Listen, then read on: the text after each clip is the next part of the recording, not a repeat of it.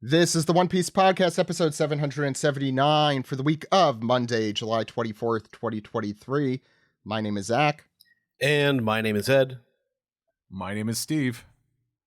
And my name is Alex. We have a packed crew here tonight, so I'm going to get straight into it. First, we have a very special guest. He is the translator for One Piece in Weekly Shonen Jump and Manga Plus. Stephen Paul is with us. How's it going, Stephen?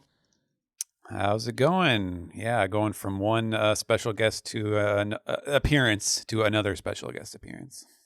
Yeah, so I'll ask you about San Diego Comic-Con in a second. Sure. We also have the man in Japan, I think is the official title I have given him. Consultant and columnist and all around everything at Shueisha. We have Greg Werner joining us. How's it going, Greg? We are the One Piece podcast crew. Thank you. I didn't make you say that, which is good. We also, and the following two guests have not been in the podcast in at least 5 years. First, you may remember him from the Toonami Faithful podcast way back in a time long ago. I don't know what other credits.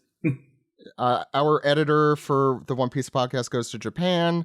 I don't know what other credits you want me to give Jose. Discotek, yeah, I know. Trailer Man, and I do Viz trailers now too, and a whole bunch of other stuff. I'm a video editor by trade. Hey, it's Jose Argumedo. I haven't been on since episode 500. I remember that. Which, yeah, that's a momentous one. And you caught up. How far behind were you? So as of that episode, the last time I was on, I was in Marineford, and I got to Fishman Island and finally switched off the anime because I couldn't take it anymore, and started reading the manga. It took a while, but finally it was really this year that I was like, okay, I'm gonna see most of y'all this year, like in person, and I just don't want to be behind anymore. So I just was like, I need to catch up, period. And I did. Makes sense. You didn't want to get ridiculed in person. I think that was the incentive. Which it happened anyways, because Steve did it anyways. He does that. And last but certainly not least, you may, if you frequented or have heard of Arlong Park forums, where this is, I realize this is the old man crew today. We have Ben Juwono, who is an Emmy-nominated storyboard artist and director working on Marvel's Moon Girl and Devil, Dinosaur, and so much more. Ben, great to have you on again. Thanks for inviting me. Of course. How's it going with you? I'm good. Really don't need all that credit. I'm just an old guy in the fandom. We all are. Yeah. Trying to reconnect with the fandom, you know? Yeah. Who likes mayonnaise on his fried chicken? Yes, Ew. I still like mayonnaise. QP mayonnaise is the best. Oh, Like I said earlier, it's Greg and I exceptional. have known each other since like early 2000s, and this is, I think, the first time I actually get to talk to him. Yeah, finally. Anything Yeah, you want to talk fun. about? This is a good time. Nah. Oh, fine. If you don't know, Save it for next time we actually meet in person. Yeah. Ein is the person who drew probably the greatest rendition of Ace that was ever conceived by The one with the human- hole in the chest and Luffy looking through the hole. Oh God! Is it? Are you talking about emo Ace? Yes, emo Ace. That's how old I am. I have to Yes. look this up. Was it? With the black fingernails. I just remember that, God. like hearing the voice of like the goth dude in the Adam Sandler movie Big Daddy. It's like, I don't care about my father. Yeah. For those of you who aren't familiar with Ben or Ein as we know him, I'd say that he's probably known for having the most almost one-to-one to Oda One Piece artwork, at the very least for the early aughts of the 2000s. I think there have been a couple instances where people thought that I was going to say. Your like fan I have color been. spreads It were. has been mistaken for that. I don't take that as a compliment. I remember one year I was selling at an artist alley. I think it was Akon, and I got the Artist Alley like manager come to me and say, your booth will be shut down if you don't prove to me right now that you can draw. And I'm just like, what? Yeah, because they thought I just printed all those color spreads and sold it. Wow. Yeah. Man. Yeah.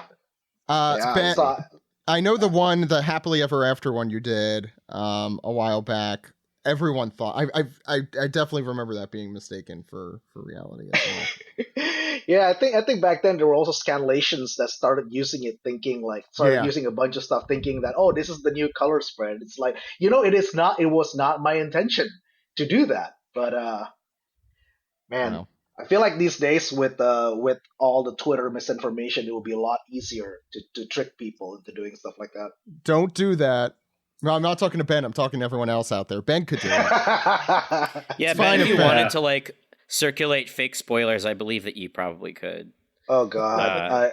Were you draw something, take a picture of it? There's already plenty of Reddit. fake spoilers out there. Like there's so many of them now. Yeah, but you could With really great convince power. people. Yeah, That takes a lot of work. Yeah, it And does. Arlong Park was a true hotbed. I don't know if it still is for fake spoilers. I don't It know. was. It's was. truly the Wild West at that time. I don't really know. I contributed a lot to the fake spoilers back then too. Like we'd literally remember. like, would use like a flip phone to take a photo just to like make it look legit. Oh, that's great. Yeah. Are you the one Not who anymore. did? I'm trying to remember who did the one where even Koff used the gender hormone change for Luffy for an April Fool's thing, and everyone thought that was going to happen, and then I was disappointed that it didn't. Maybe I've drawn so many things, man, that I don't remember anymore. I mean, Steve probably feels the same way because he's drawn so many things. But like, I sometimes get stuff sent from like friends who is just like, "Hey, remember you drew this?" And I'm like, I actually don't. Especially all the random commissions that I've done. Oh yeah, there's the Dellinger photo. You don't remember drawing this. I'm sorry. I do not remember drawing that. Is that my drawing? Oh my god! That is your drawing. Steve, can you describe it in Jesus detail Christ. for us, please? It's the request was Dellinger dancing, doing the French mistake, and Ben drew Dellinger dancing, but also Doflamingo and Trafalgar Law are there too, and that was from Anime Expo 2014. That was the first time we ever met in person, and I think that might have been your last con ever that you tabled at. Yeah, I think 2014 was when I retired. But yeah, man, I've drawn so many things I don't remember anymore. I'm glad people still remember them. Yeah. I mean, aside from drawing, I think I was talking to Steve about this not too long ago. And this is in the realm of like, now we have YouTubers who are trying to predict everything that Oda is going to do at every possible corner. I think me and Steve had this conversation. Well, nobody can beat Ben, who accurately predicted what Duval's face was going to look like. Yeah. Oh my god. Weeks before it happened. That's right. Yes, that was a core memory right there.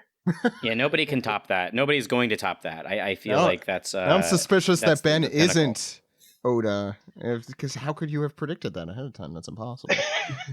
Huh? I don't know. You throw enough things on the wall, something will stick. It's true. Boda? Boda? That's well, welcome, Mr. Boda. Boda Sensei. Appreciate it. Thank you. Yeah. Steven, but we have a ton of One Piece news, but Steven, you did get to do something really awesome this past weekend. I don't know if you want to talk about well, that. I mean, we talked about it last week. I met Jay in person. Finally, Jay Perrier. Woo! Yeah. No, I actually did. I did. So yeah, it was Comic-Con, San Diego Comic-Con this week.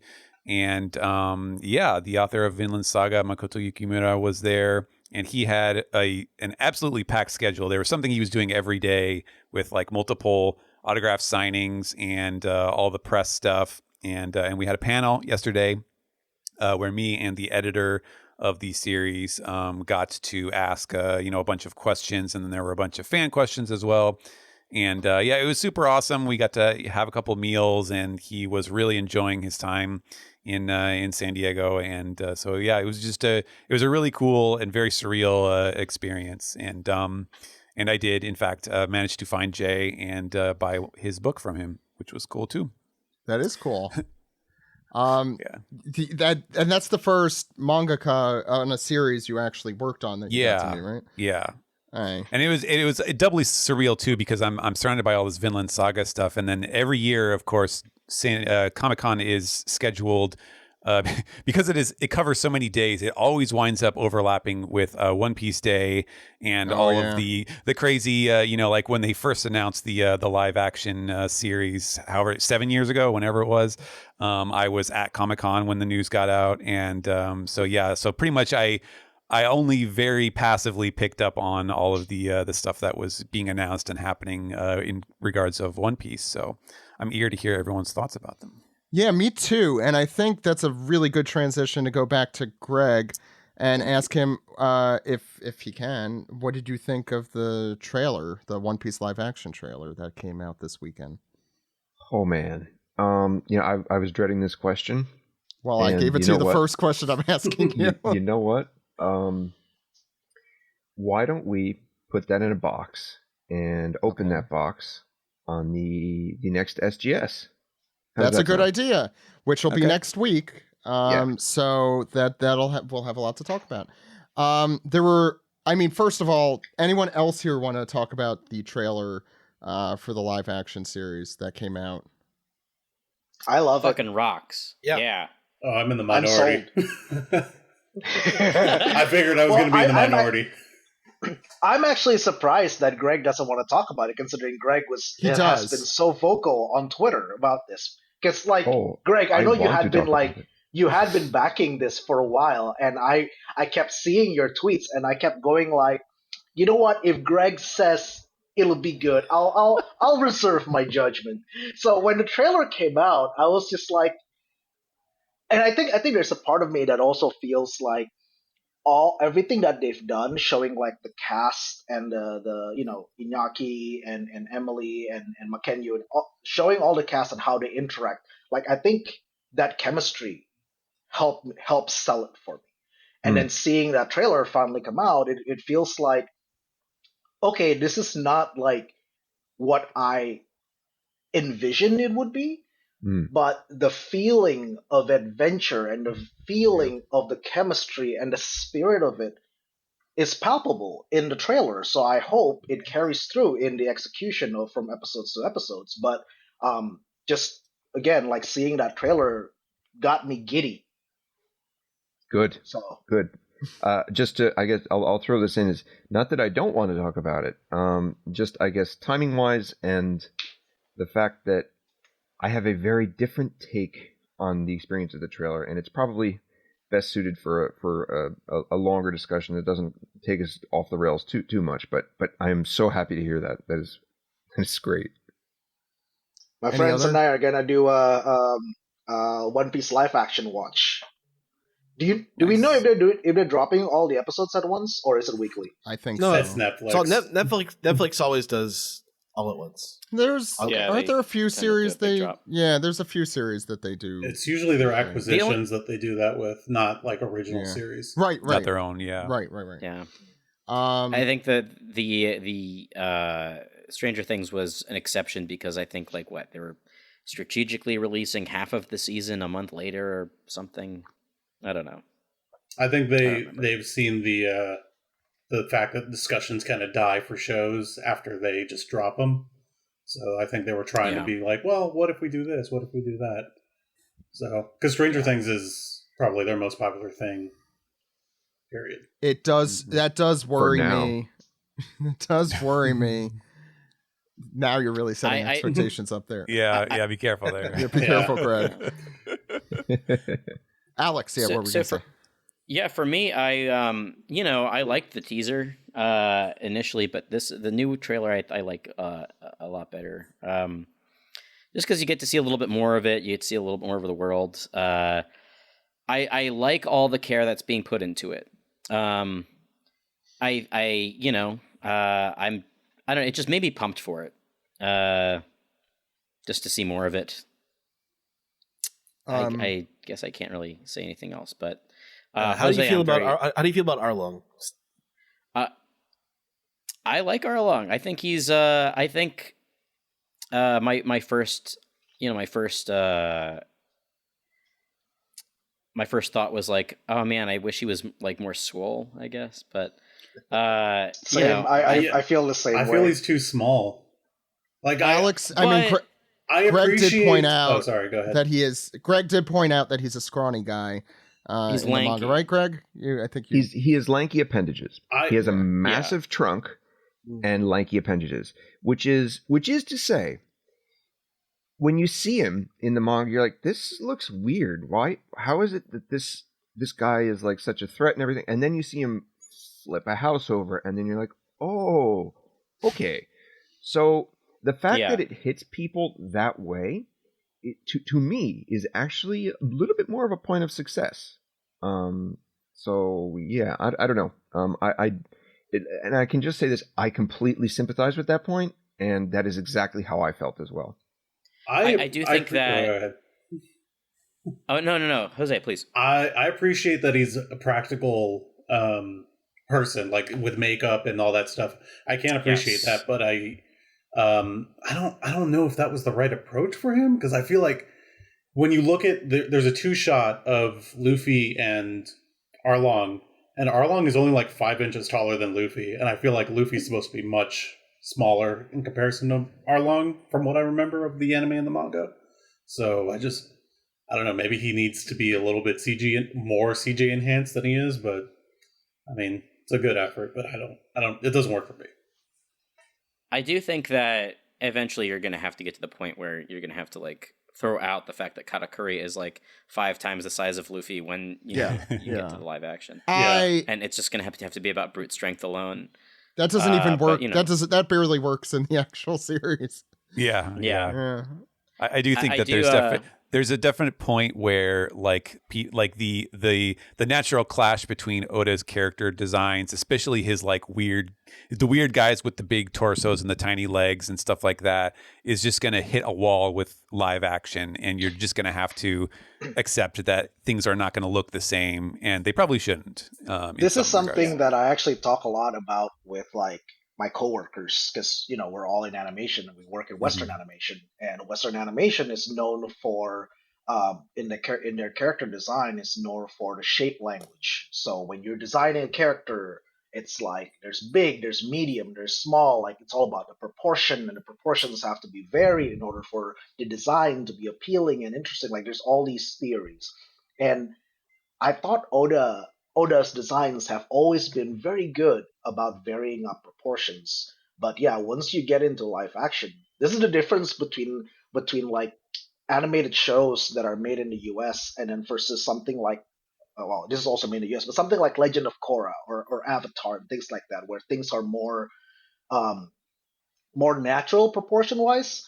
And once you get into live action, I think things are going to have to equalize a little bit, because if you try to maintain the cartoony proportions, you either risk of going full CG and then it doesn't work at all, especially if the CG is bad, because then it'll just be animated again. Or you try to equalize it and make it more of like, this is what a live action would look like, kind of like a Pirates of the Caribbean type of thing. Yeah. I think the thing Also, that really... Greg, please. I guess logistically, one thing to consider as well is if you are going to make someone significantly larger, it's not necessarily an easy thing to do. If you look to Lord of the Rings as an example of that, I mean Gandalf and Gimli and all of them. I mean that was a lot of work. That's a lot of platforms. That's a lot of specific framing, and more than anything else, that's a lot of CG. So if you are considering like, they only had this is the other thing, is casting for this went on during COVID, a little thing called, coronavirus. You may have heard of it, but everything that was done, had to be done locally. So it's not like they can, pick and choose, exactly who they want for all this stuff. And despite all that, to be able to get some of the people that they got who are also accomplished actors that fit these roles, I do think, all things considered, could they have gotten a bigger person? Maybe if the stars aligned for that. But do they have the right person at the right time for this size-wise? I think so. And then do you want to size them up? Well, maybe for season 1 that's a little bit more difficult. Like where do you want the effects? Do you want the effects there, or do you want more of effects to go toward the attacks? And whatever Luffy can do. Having been involved in actually casting, because I am producer level now, so I am involved in these kinds of decisions, and it's like having been involved in casting decisions, like I back that up, Greg. It's not that easy to just like, we want you here, and then they go, well, I'm actually contracted to do this show and then do that show, and then there's also contractual obligations that I cannot work for X company and stuff like that. And you'd be surprised the amount of legalese that are stopping people from being cast onto something. Yeah, I think in this case, depending on what people see and how they come away from it, I think right person for the right job at the right time, and let's see how some of the bigger characters, like somebody mentioned Katakuri, great example. Like let's see how some of those like ridiculously sized characters are handled when or if there's a chance for the budget to increase massively over time. That's the thing that I'm kind of worried about, like putting on like my producer hat on this. Like this season alone, I heard has cost so much money. It's like 18 million per episode. I'm worried how that's gonna affect getting season 2. Now, does that have a citation behind it? Like how much? I each think I episode read it costs? on Because Hollywood Reporter. It was. I would be careful. I saw like memes about how like every episode costs more than a Game of Thrones episode. I would be careful Game of Thrones with is about those. 15 million for like season 1 per episode, which is on par with a more modern show today. Superman and Lois is about 15 million per episode.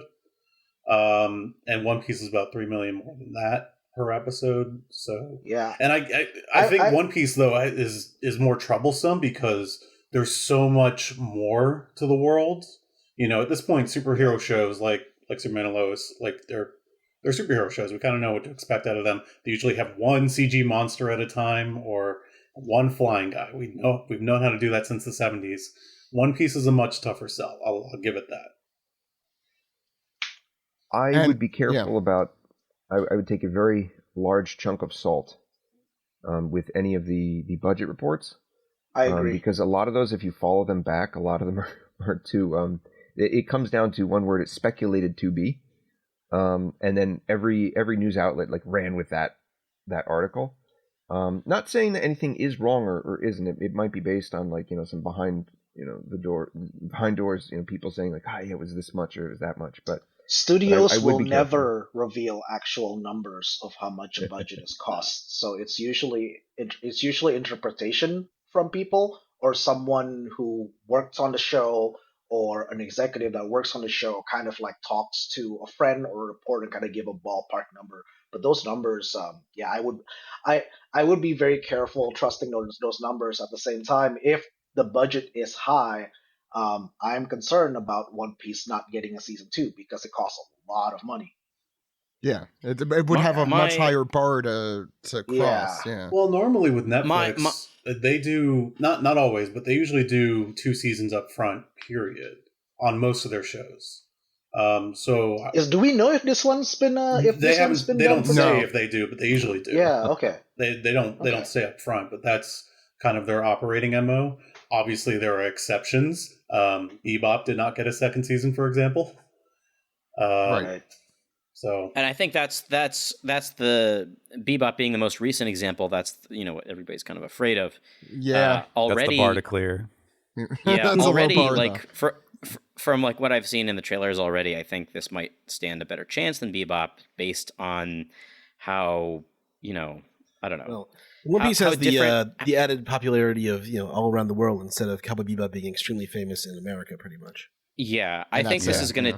like I regardless of how this is going to do here in the United States, North America, I think it's going to go. I think it might do bonkers overseas, just based on the popularity alone.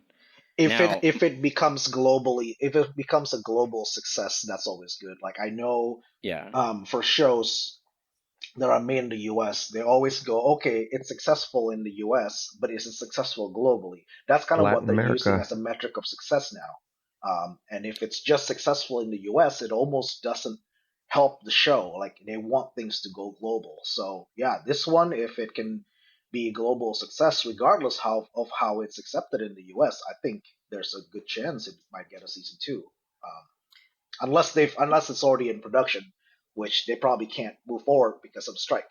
Yeah, I was gonna say, there's no if it way. is. There's no way the influence of that.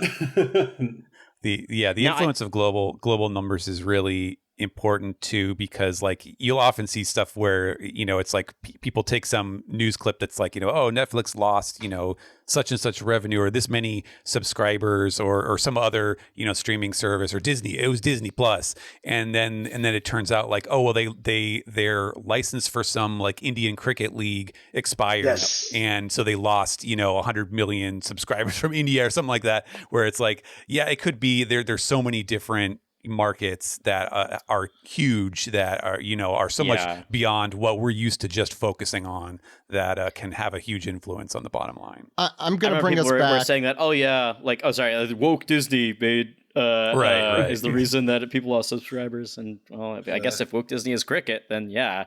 But I'm going to bring us back to One Piece here. Were there any other comments on the trailer? Steve, Ed? I mean, Buggy looked better than I thought he would. The Buggy looks awesome. Yeah. And some of the digital effects look pretty good. Yeah. You guys have your fun, because I think I'm going to be the one in the chair having to talk about this when it comes out. Well, your recliner of rage. Oh no! For the mini. For the mini, he's gonna be talking about piece by piece. That's true, right. Steve. Yeah. The one thing I want to say, and Alex, I guess this is targeted only to you, is as a 90s Star Trek nerd, the Arlong, and I say this in the night, this is actually a compliment. I know it might not sound like it, but it did strike vibes as to that, because of the practical prosthetics and stuff is so prolific in Star Trek. It felt like that with Arlong. So I don't think Arlong looks as good as like Gul Dukat or any Cardassian. No.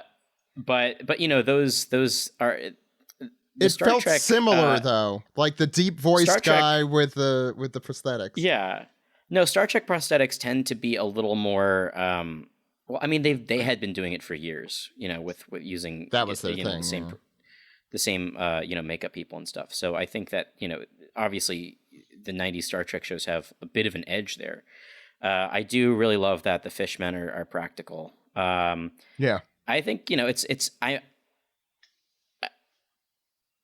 I love how ugly he looks. Yeah, me too. I do too. I do like that. I do think the success of this is right now we're only seeing trailers, and every time we see the characters, we only see them for like a split second. Some of them are even less than a second. I think the success of this is when you're actually watching it in play, like you're actually watching a whole sequence, whether or not it bothers you. And I think even though some of them might look awkward in these like split second single shots, I think it'll play fine once you watch it in context. Yeah, my criteria for like, is this going to really hit, are like, is the cast good? And I think from we've seen their chemistry. Cast is great. Is the cast good? Yeah. 2, like, is the writing good? I mean, we have no idea. No idea about that. Yeah, the writing is the thing that is the most unknown.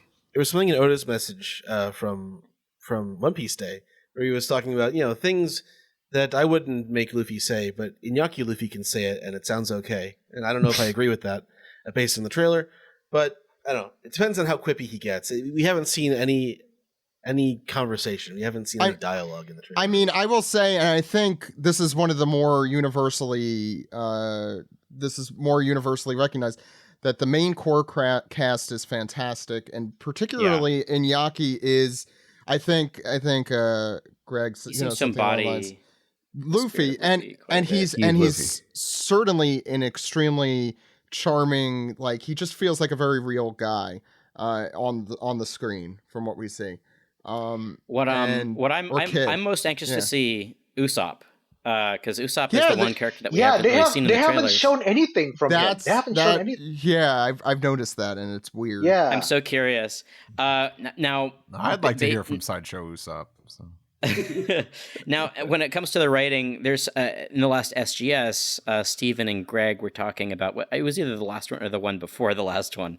There have been a lot of SGSs lately, but in one of the recent SGS episodes, y'all were talking about, I guess, strong words, right? Like the quote unquote strong words that that really make up a good chunk of what makes One Piece One Piece.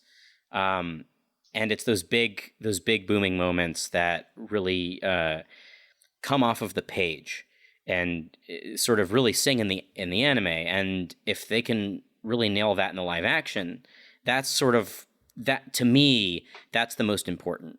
If they can get that voice across, if they like really can nail that with the framing and the acting and whatever they whatever is in the script.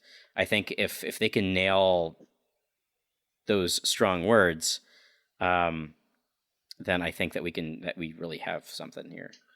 That's my big thought on it. I'm gonna one more person, just because I also, we're gonna have a whole podcast just about this trailer, I think, with Steve and Vero, so I'm sure they'll get into it more as well.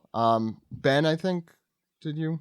Oh no, I just wanted to say, because I started doing a reread of One Piece, and I kind of got stuck in the Foxy arc because I hated that arc, so I stopped there and I haven't kept going. You don't like the Davy Beck fight? I hate Foxy.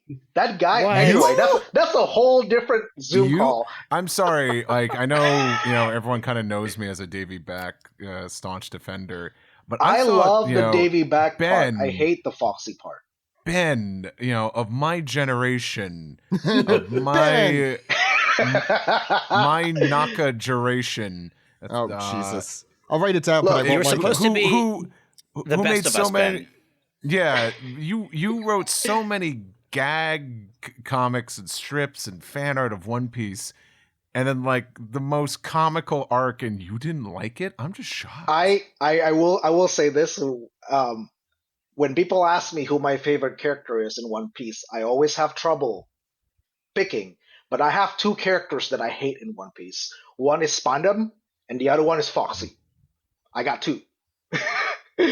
So I don't mind Foxy. I think he's funny. Yeah. I don't know. So, Foxy's good. Yeah. Anyway, what I was going to say is that because I started rereading One Piece from the beginning, I had forgotten how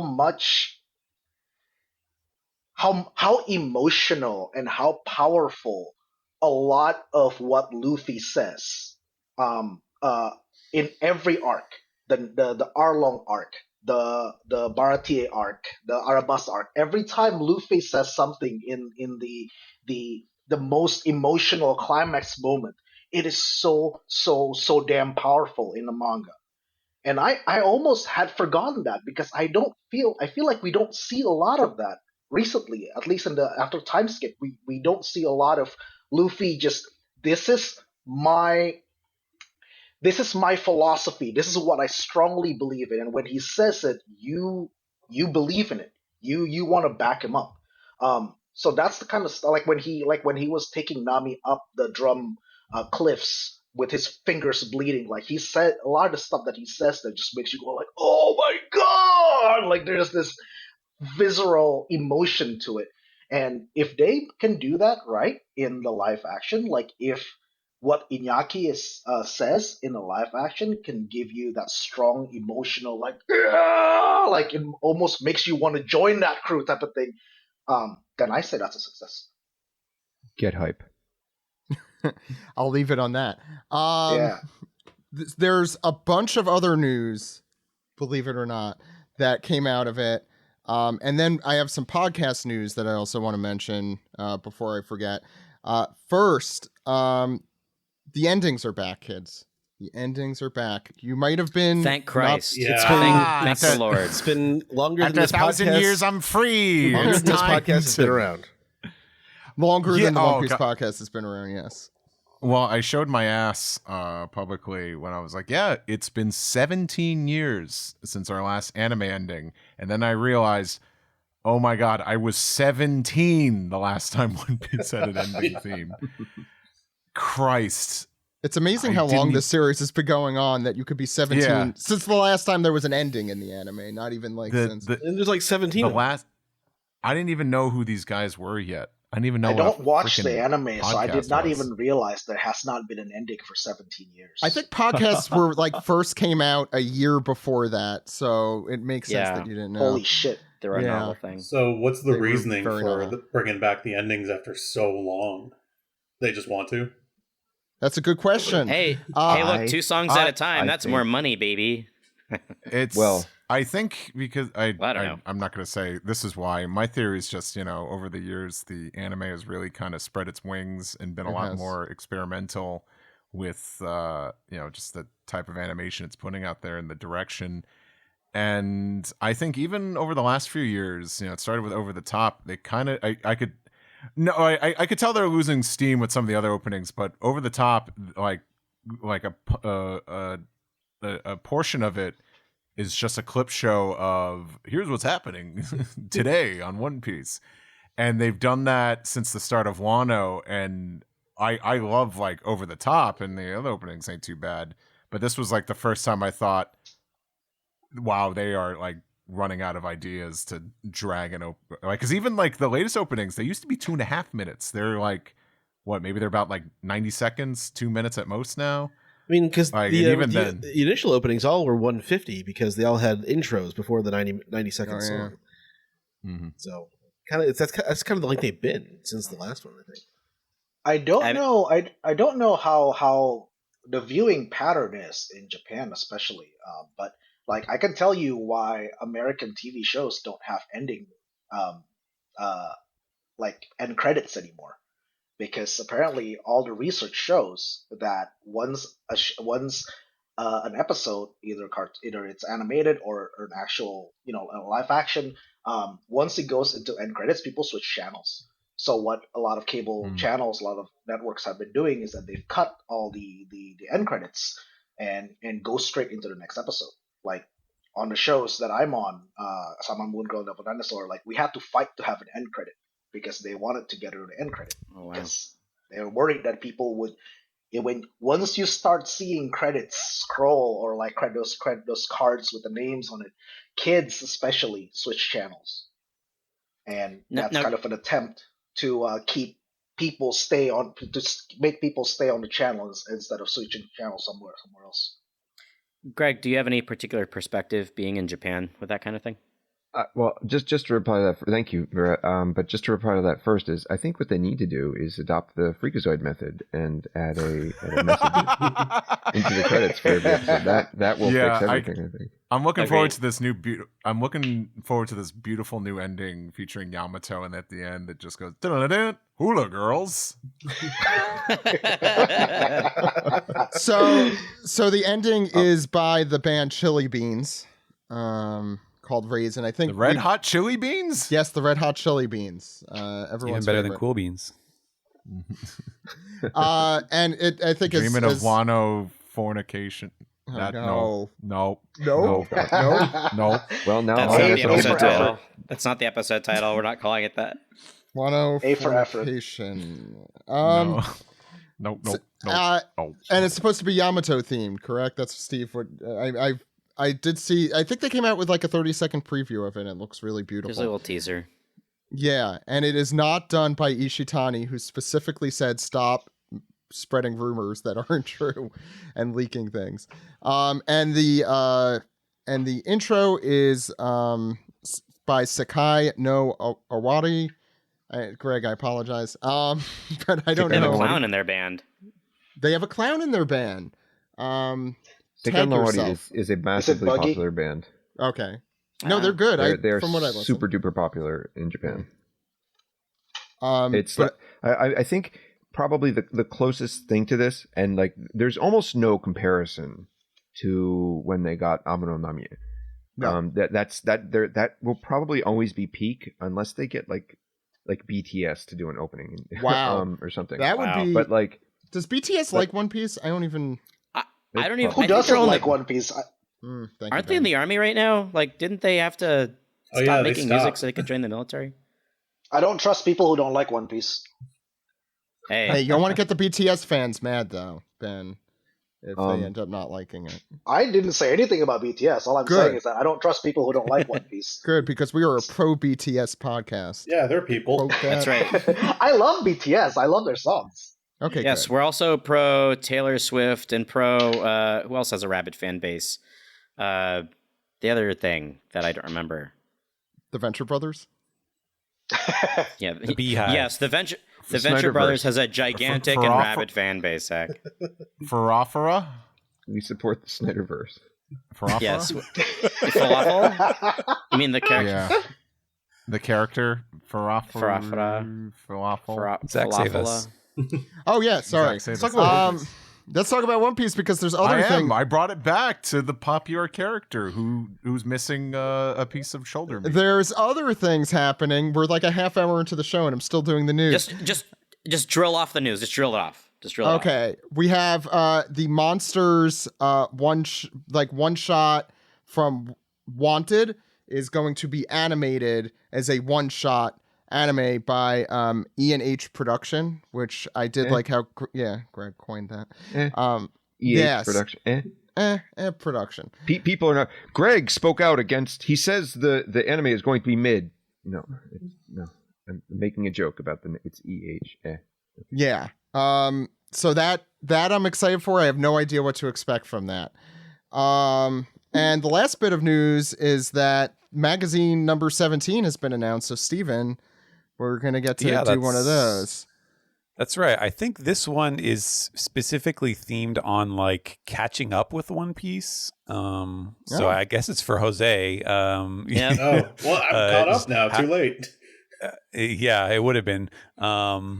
This is why print is it's dead. kind of interesting. Yeah, it's because it's themed after we have volume 106 is out now, and how do you catch up with this much material or something? So I'm curious to see what that is going to entail, but we'll find out. The cover features Luffy holding a newspaper upside down. Yes, it does. Yeah, which is one of my favorites so far. And the sketches are back, which is good. The Oda, the cool looking sketches. Oh yeah, his illustrations. Yeah. Yeah. If you look at that newspaper, interestingly enough, there is a theme to it. And there's the famous color spread that is the first time that Luffy sees every character. It's them drawn from his perspective. And this time, the captions on the newspaper, they're the first scene of every character as we know them, that we have seen them as their basic or how we mainly see them. Like Chopper is not the first time we see Chopper, he's in reindeer mode, but like it's cute Chopper, for example. So it's the first Cute time that we Chopper, as the not the one, readers saw them. but not the one we saw in the manga originally. Not the chibified, whatever you want to call him, current day Chopper is what I mean to say. One other piece of news, which is podcast news. We're going to be celebrating the big Gear 5 episode that comes out in 2 weeks with 3 special episodes featuring, I think, 8 special guests. Our first episode's going to be next week. There's no manga next week. We're going to have Skippy, who is a big Sakuga enthusiast. Jeremy Pyers, a French director who's worked on The Amazing World of Gumball and Last Man, and also did, both of these guests did episode 1066 with Henry. Jose Roballedo, who's done effects animator for Marvel's What If, and also episode 1066. On the day of, we're going to have our usual manga recap, but we're also going to have Grant and Sam on together for an ANN reunion of sorts to go through episode 1071, the big Year 5 episode. But then the really big Year 5 episodes the week after, for those who know what I'm talking about, were the really big one, like the huge one in the sky, and that on August 14th, we're going to have, and I'm really excited for this one, Kofi Fiagome, who's worked on Amphibia, The Owl House, OKKO, Craig of the Creek, and did 1066, and I think his acquaintances of some people here. And Vincent Chanzard, whose name I'm definitely massacring, and I apologize, who is a French storyboard artist and anime who's worked on Black Clover, Boruto, Mob Psycho 100, The Witcher, and 13 episodes of One Piece, at least. So I am super, and I think I've heard rumors is involved in the Gear 5 episode, but I don't know. I'm not as tuned into that world, which is why we're having all these amazing people on. Very excited. Please don't skip these episodes, and please watch the episode that comes out next week, or that comes out this week. I think it's off. It was off last week. Whatever. Watch the episodes. Crunchyroll.com. That'll do it for the entire. No, we have a manga recap. The whole podcast is over. Let's talk about the manga. This is the manga recap for chapter 1088, Final Lesson. You can read this chapter and all chapters as soon as they come out at shonenjump.viz.com and mangaplus.shueisha.co.jp. Ed, we have a lot to go over on this manga recap as well. Why don't we start with Oda's comment this week? Oh, sure. Yeah, here we go. Oda's comment this week is, I was so excited to get to eat a giant pizza at Spontini. It was so soft and crunchy. Hope they open more stores. So, good to see Oda enjoying pizza. Yeah, I endorse that. How's the pizza in Japan, Greg? Awful. Oh. Wait, so... He's not wrong. My life is hell.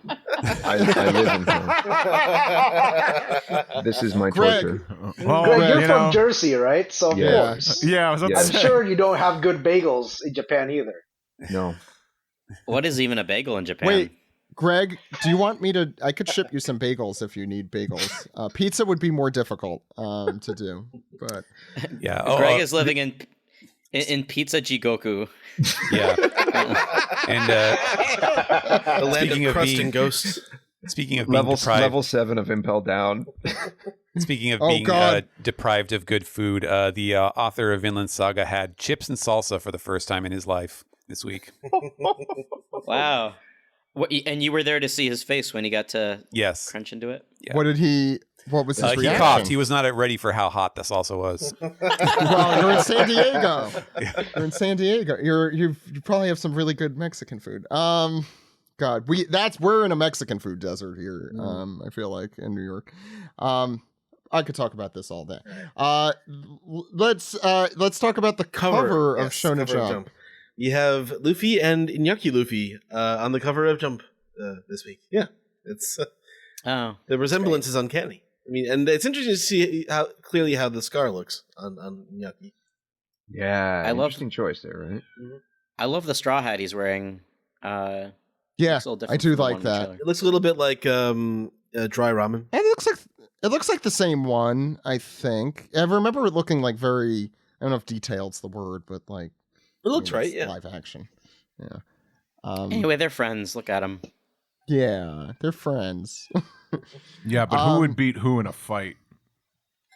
Probably the cartoon. Yeah, absolutely the cartoon. Inyaki's just a guy. He's not actually. Well, let's see. When we actually watch the live action One Piece, maybe we'll have a different opinion on that. That's how I judge the merit of my cartoons. If Iñaki had what's dip? What makes up dip? It's like acetone and paint remover. You mean the dip from Roger Rabbit? Oh, yeah. God, yeah. Oh, so you were not if the drawing's digital. It's See, I was confused because I thought we were still talking about chips and salsa. Yeah. Well, I mean, dip would also destroy Cartoon Luffy because he would just eat it. Yeah. And eat it and eat it. the color spread I also want to talk about, which is also related to. Yes. I mean, we've been talking about the live action almost the whole episode. I feel like so it's appropriate. This is the East Blue throwback color spread. Tomorrow Studio X Netflix with I don't know. This is I think a callback to a particular color spread. If I remember correctly. It kind of looks like the New World one. Oh yeah, a little bit yeah, does. but- All right, so from clockwise, we have Morgan, Shanks, Kobe, Buggy, Kuro, Garp, Mihawk, and Arlong. No Don Krieg. Yeah. He sucks. Yeah, he's the worst. Which is interesting. Man, I'm like It is the one Krieg fan, and I think it's just because I like Baratie. I don't know. I don't hate Krieg. Greg, what Yeah, were you saying? we know that Krieg has been cast. Yes. Yes. And I believe recently through some like sort of AR game or something, that fans like were able to find Krieg's picture in costume, his like wanted poster. Mm-hmm. So interesting. What is the the theme for this? What is the the I idea am quite behind this? surprised that Garp made it in, but Krieg didn't. It's interesting to see like all these characters pretty accurately look like their East Blue versions of themselves, except for I don't know. Buggy still feels like Buggy. Maybe it's just because he hasn't changed, but it feels like I don't think it could be New Buggy's World Buggy. actually. Well, Shanks has his luscious modern Oda lips. That's true. He is. Yeah. Nami's locks are definitely it's Emily's, yes. yeah. honestly what it is. Yeah. It is. I was wondering what route he was going to go, and Me it too. seems very clearly that the cast is quote unquote cosplaying as their Netflix counterparts. versions. Yeah. Mhm. Yes, because Oh, you that's- see that's the cute. Nami locks are that's very much Yeah. there. Mm. Sanji obviously still has the curliness going on, Mhm. but because he doesn't change that, it's not something that's going to change. But check out Usopp. Well, because we've seen it. Check out Usopp's pachinko.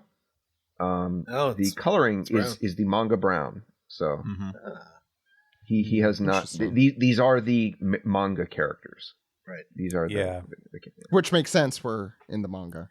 I kind of felt like this was almost like Oda kind of not really making a statement, but it was just sort of like I thought it was very pointed that he drew his characters and he didn't just draw the actors. I do feel like that's a line that I would have a hard time seeing him cross of like, here, I'm going to draw like my tributes to the real life actors. Cause I do think like he still has a ton of pride as like, I am the creator of this work. Like this is mine. And I'm, it always comes before everything else. And I do feel like that's something that he would not have done to kind of like put his work as subservient to something else. Season 2. I Exactly. do think it's cool that this is probably the first time Oda has drawn Morgan or Kuro since that big giant all villains color spread.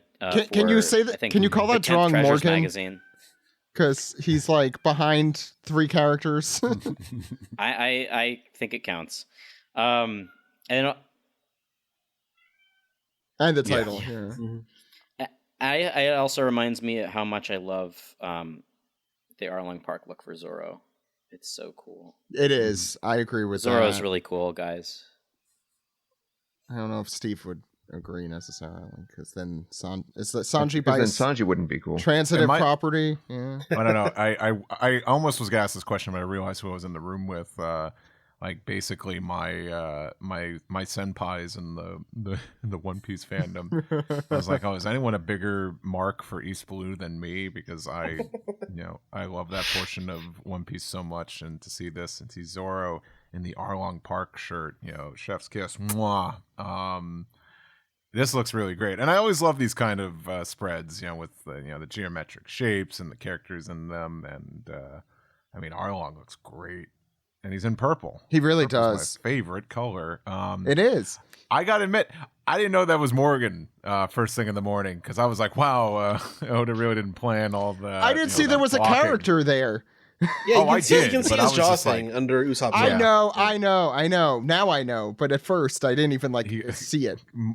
Morgan got Wazowski'd, which makes sense Yeah. that we haven't heard from that dude in like 20 something years. So But Helmeppo's in this Yeah. chapter. So. yeah, Helmeppo is, and Kobe is, and Garp is. But but I Kuro? really- Maybe. okay. That's fun, Zach. I do really just I like the colors in this. On the Straw Hats too, they really kind of pop. The foreshortening is fun. They look great. This is a good one. I hope this is. I don't know. No, I don't think this would be on the calendar because Fuck that! It's making the calendar, baby. Netflix. I hope so. I really hope so. Netflix thing might be a bigger deal. Might be a big fucking deal. Unless it's not a big deal and they're like pull the calendars. Yes. Yeah, the calendars are already printed, as far as I know. Yeah. Anyway, enough about calendars. Ed, why don't you start the chapter? Okay, so back at the former Navy HQ, this is the early training days of Kobe with Vice Admiral Garp. We hear, Lesson 1. An old man and a baby have been left behind on an island of ravenous beasts. You are on a rowboat that can only hold 2. What do? Pop quiz, hotshot. Kobe says, I get off the boat so both of them can make it. Wrong! You nincompoop, and throws a canister or something? I think it's a dry erase marker. Oh yeah, he hits him off of his head and it goes bouncing back towards Garp. This is a classroom. I see. But Garp confidently proclaims, leave the old man. He's halfway dead already. And is that Prince Groose behind him? No, he's in the background of the other. That's one of. What am I talking about? That's one of Tsuru's tough old biddies. Oh, okay. Yeah. That's one of Tsuru's right hands. Got it. Yeah, you maybe. I know it's a similar hairstyle in that bottom panel. It almost looks like it's Groose's hat, kind of. If you wear a baseball cap and a hoodie, and then you have your hood up, and then you take the hood off, and then it takes the hat with you. It kind of looks like he's that. behind Kobe. Yeah. So, but she says, if I serve a Garp, you can't say that. And what did you join the Navy to save? Think. People's futures, obviously. You have a longer future than some old man. Take the baby and make the most of all those years. And she takes the opportunity to beat Garp about the face, big lumps on his head, and says, don't ever fill their minds with nonsense like that again. All lives are equal. The future... And no, this is Garp. Garp saying, future of the young is infinite. I want to add that she yells at him for what he says, but not the fact that he throws what looks like a bottle at Kobe's head. I think it might be a marker. It's a marker. Yeah. Oh, okay. Well, that's fine then. Alex, you're muted. I am muted. Weeks earlier, we flash back to Amazon Lily, and we hear, Vice Admiral, how can we sit by while our people are held captive? They're not giving us clearance to go. He's an emperor of the sea, after all. And we see now the bunch of naval officers are tied up, saying, save us! Who knows what'll happen to us at Pirate Island? And then we see Blackbeard and part of his crew. We see Katarina Devon and Vasco Shut. And Blackbeard says, well, if it ain't Kobe the hero, what's this about? All-out war, maybe? I'm up for a scrap if you are. This Yamakaji? Is that the guy? Yes, indeed. Yeah, Mr. Yamakaji. Vice Admiral Yamakaji, who says, Captain Kobe. And somebody whispers to him, he's in sword. It's not strawberry. It's not strawberry. Thank you, Craig. Wow. Nobody's and that even did the like same, that. And you even did the same voice you did in 2010. That's great, Greg. So then, someday we'll find him. Oh, good. The strawberry connection. Vice Admiral Strawberry. You done? if you want. All right. So here's Kobe with a dome. And he says, would you be willing to trade that battleship and the 800 sailors on board for me as a captive? And that's basically asking what would he do for a Klondike bar. Would you kill a man? Yeah. Would you trade me for a Klondike bar? And the sailors all have tears in their eyes. Captain Kobe, you can't. And Blackbeard says, you've set yourself a high price, lad. And we out of the flashback. into present-day Pirate Island Flowlead. And we see naval sailors yet again, perhaps that same group, who are pointing at the camera. They're yelling and saying, "A giant hand coming out of the island!" Of course, we see in the next panel what we left last week's chapter on. The pirate island Flowlead has been inhabited by Avalo Pizarro, wielder of the Isle fruit, and he's bringing helping. down. He's helping. He's bringing down a giant ass island hand to crush the SS Ruff Ruff. Speaking of Ruff Ruff, That is a dog, by the way. That's not Yeah, you know. that's not That's the not- SS Ruff Ruff. That's a real Ruff Yeah. Ruff. And Avalo Pizarro, as the island, says, "The cannons, they do nothing." Steven, I assume Um, that's on purpose. Yeah, that was Corporal Alright. Schwarzenegger. Yeah. Or, my eyes, the cannons do nothing. And oh no, he doesn't Well, I say mean, that. I'm sorry. the sailors. The sailors are saying Yes, the this. sailors. Yeah. Yes. So Private McBain is saying the There you cannons go. do nothing. There it is. Meanwhile, Kobe seeing this giant hand come down and saying, "Jiminy Jillikers." Yes, the cannons do nothing. One sailor says, "Up and at them." That pun doesn't work here at all. Yeah. It won't even flinch. It's funny because Pizarro says like, by the way, there is a leaving the island tax. In case you didn't know, And Pizarro says, Pizarro. he's I helping. love you. It won't even flinch. We can evade it. They all say as the SS Ruff Ruff is firing all cannons at the giant hand to no avail. Tashigi tells everybody, "Abandon ship, or prepare to abandon ship. Get everyone below deck up here. Protect the civilians." Oh, that's right. Yes, this ship also has all the slaves that Kobe freed. And then we see the Big Lebowski who's saying, "Yes, Maya." Yeah, this that's a peasant, and this peasant looks like the big. He looks like Wow, he looks like the He Jeff really Bezos, does. He does look like the dude. Alex, Yeah. is that you? No. No. I'm much too old now.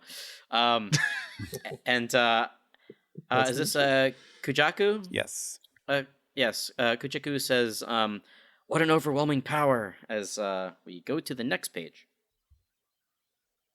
Steve. Meanwhile, on Pirate Island, this is how Meppo's saying, "If that huge hand comes down, it could crush hundreds of sailors and civilians at once." And no, that was Kobe. I'm sorry. This is how Meppo's saying, "What should we do, Vice Admiral Garp?" And Garp says, "You boys can save them." And they're like, "Huh? Nani?" And he says, "Listen close. I'll give you an opportunity. Captain Kobe, you destroy the hand of that island monster." And Kobe's like, "What? But it's too big." And Garp continues on. It says, "Rear Admiral Gru, protect the ship from the falling rubble. And Lieutenant Commander Himelpo, make sure these two aren't interfered with." As we see the giant hand coming down on the SS Ruff Ruff here. Great looking panel here. And, and over the over the very, just the Bart Simpson's but, Garp says, "Be decisive, snap judgment. Now fly, my pretties," as the three of them take off, and they say, "Yes, sir." And the pirates say, "Look out, Kobe's on the move." And that says, "Ha! What can they do without Garp? Hero, you're just a boy. You'll be feeding the fishes tonight." And as we see Gru and Kobe dash either away from these guys or right through them. And Gru is just like, "Destroy it? Do you have bombs or something, Kobe?"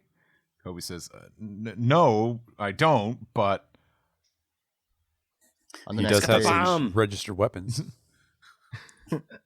Yeah, my fists. No one's hands are like that. Well, not in One Piece.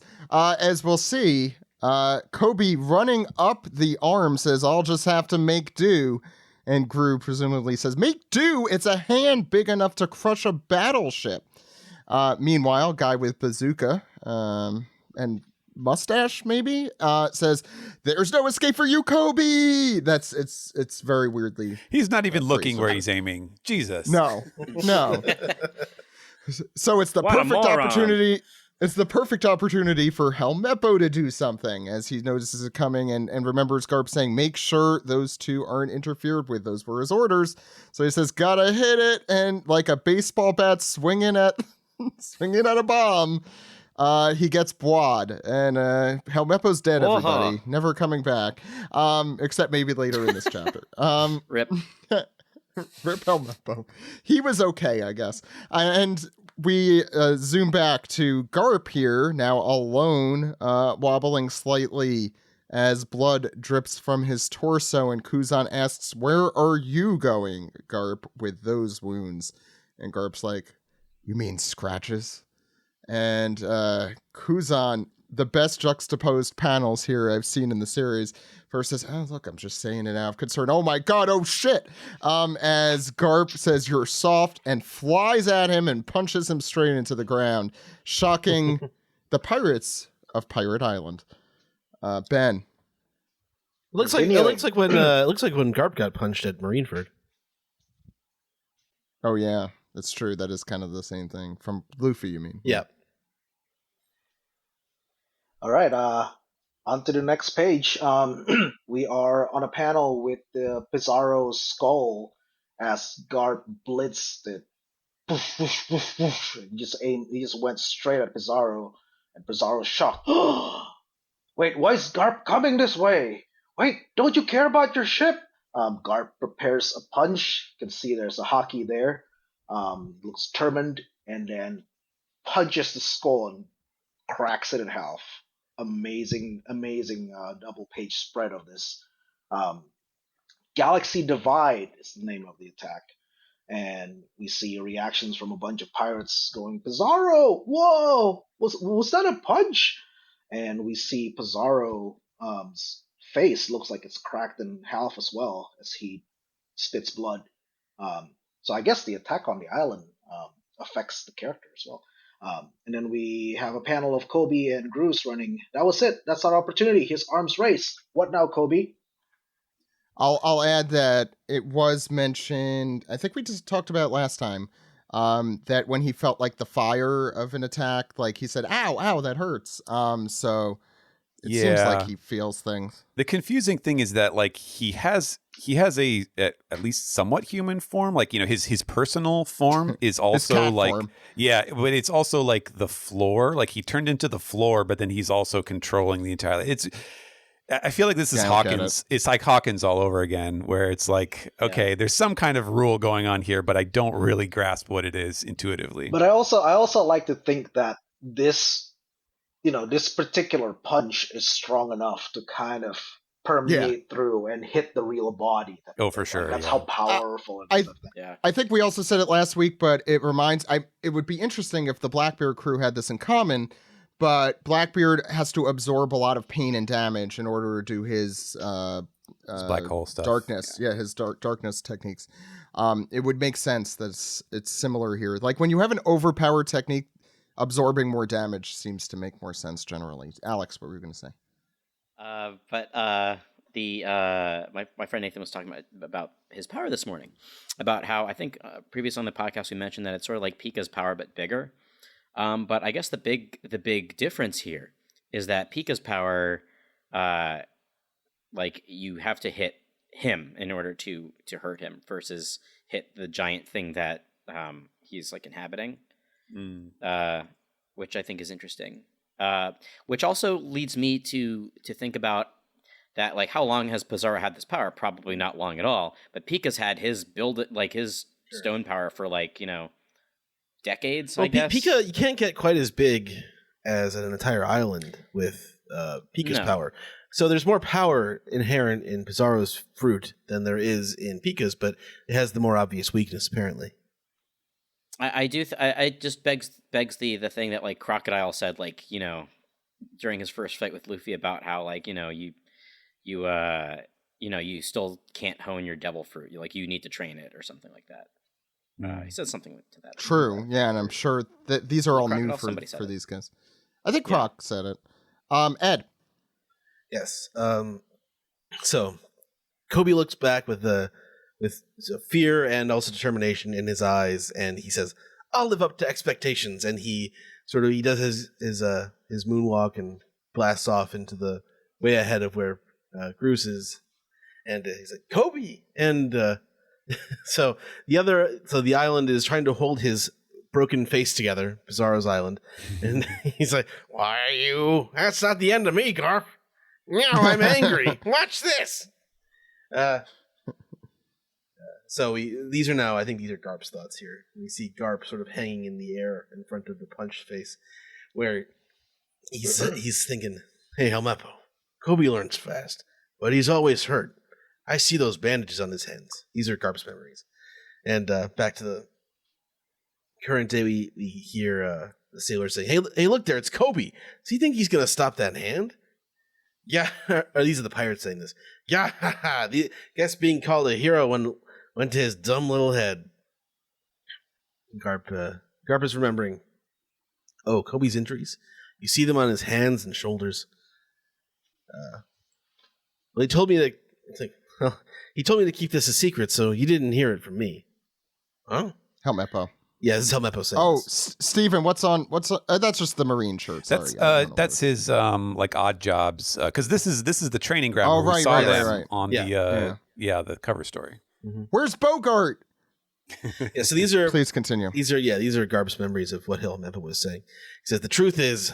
Now we hear in Kobe's words. He says, "I have less natural talent at fighting than other people, so 10 times the effort isn't enough. It needs to be 100 or 200. I need more practice. If I don't put in the work, I can't be a great sailor who keeps good people safe." Ow. Unbelievable. He does this after training with me? Yes, every single night. I mean, you hear him whining or moaning in the background. Just his hands are so in pain. Ow. Give it a rest, Kobe. Okay. He punches his fist bloody against the battleship bags. And we back to the battleship bags from last chapter, yeah. And it's okay. It's okay. I got you. Bud. That was for Steve. But yeah. So back to the present. You see Garp smile, and we hear the pirates laughing again. Yeah, look at the size of that ant next to the hand. Jose, what happens next? Well, my dogs hopefully will be quiet for this part. First character. Who is this character? I don't recognize it. Sorry. In the first panel here. Hey, buddy. Thank you. You can't, Kobe. It's too dangerous. Yeah, just watch. As your ship is sunk and your fellow sailors scream and die, if you try to flee open water, Aokiji will freeze you. You boys can save them. Abandoned ship into the water! And all this chaos is happening as the hand is coming down. Captain Kobe, just stop him! Just run, we can't stop him!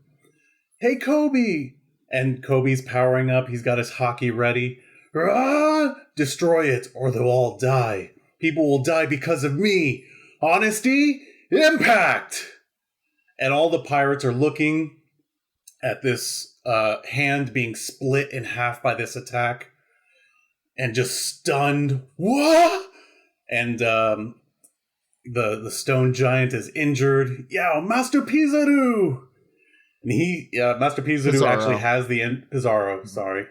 I think I've ordered. See that 2021. I think I'm ordering. Hey guys, I think I'm ordering a couple pizzaroos tonight. Pizzaroos. You guys want anything on them? I could go for a pizzaroo. Yeah. But yeah, his hand is also split, just as the stone giant's hand is split, and we move on to the next page.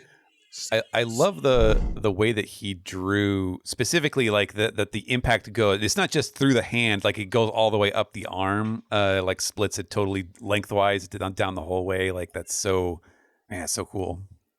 It is. It's kind of like End of Evangelion when the Asuka's arms get split, but not through the fingers, but through the palm of the hand. Mm-hmm. Yeah, this is going to be pretty visceral in the anime, I think. Yeah, for sure. As it should be. It's honestly a great impact.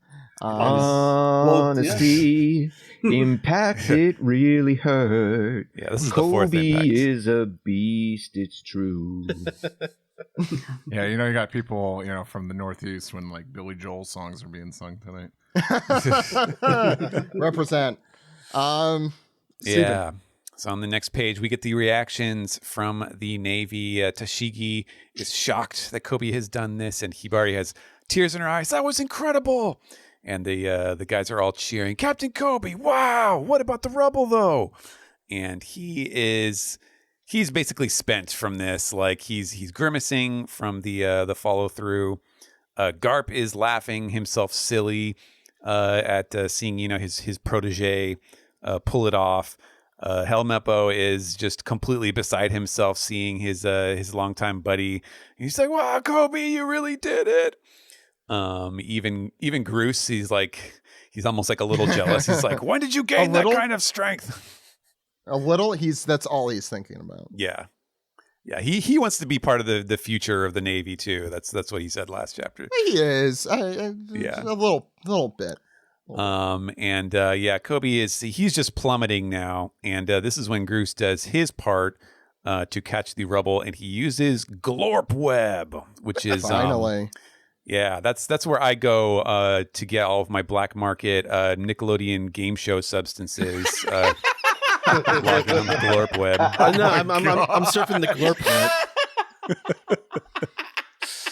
And it just like catches. I love even the little detail of like the one on the bottom where there's like one little string that's hanging down and grabbing a little boulder bit too. He's catching all the bits of the crumbling bits of the hand. And Helmeppo is diving to catch Kobe. He's like, Kobe, that was amazing. You did it. And Kobe's like, Helmeppo, yeah, I did it. You split that huge mountain of an arm. They're coming down. The stone is crashing into the water near the SS Rough as all of the crew cheers, and they're thanking Prince Groose for saving them. Once Vice Admiral Garp is on board, we're in the clear. Yeah, it's definitely going to happen. And God, this guy jinxed it all. Yeah, Let's he be did. honest He here. really It's did. this Yeah. guy. I mean, Garp already did his Gandalf impression earlier on in this chapter, so he's That's already true. And I'm only 2 days away from retirement. I can't wait to go home to my beautiful wife and To be our fair, yet he to be was born child. We're gonna He was sail on my boat semi-retired. for a year. What was the name of Scully's boat? The I'm gonna live forever boat. Oh yeah. Yeah, and then it's just a total celebration on the deck of the ship here. They're all cheering, "Thanks, Kobe, Captain Kobe!"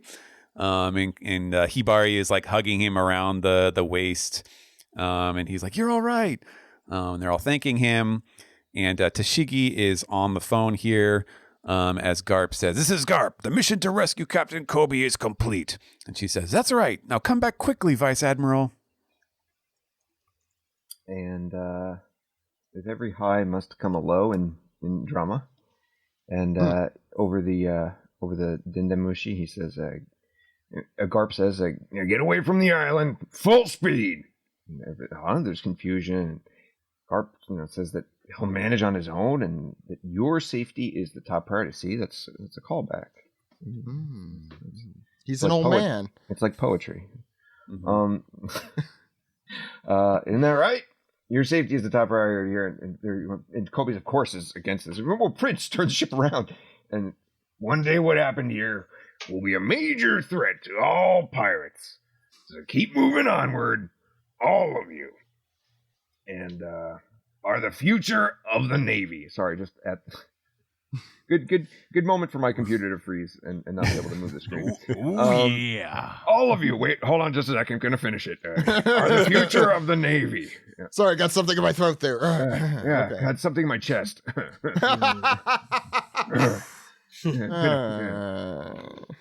And click, the Dendemushi buzzes out, and we just see a drawn, expressionless Kuzan with the eyes darkened out, and Garp just characteristically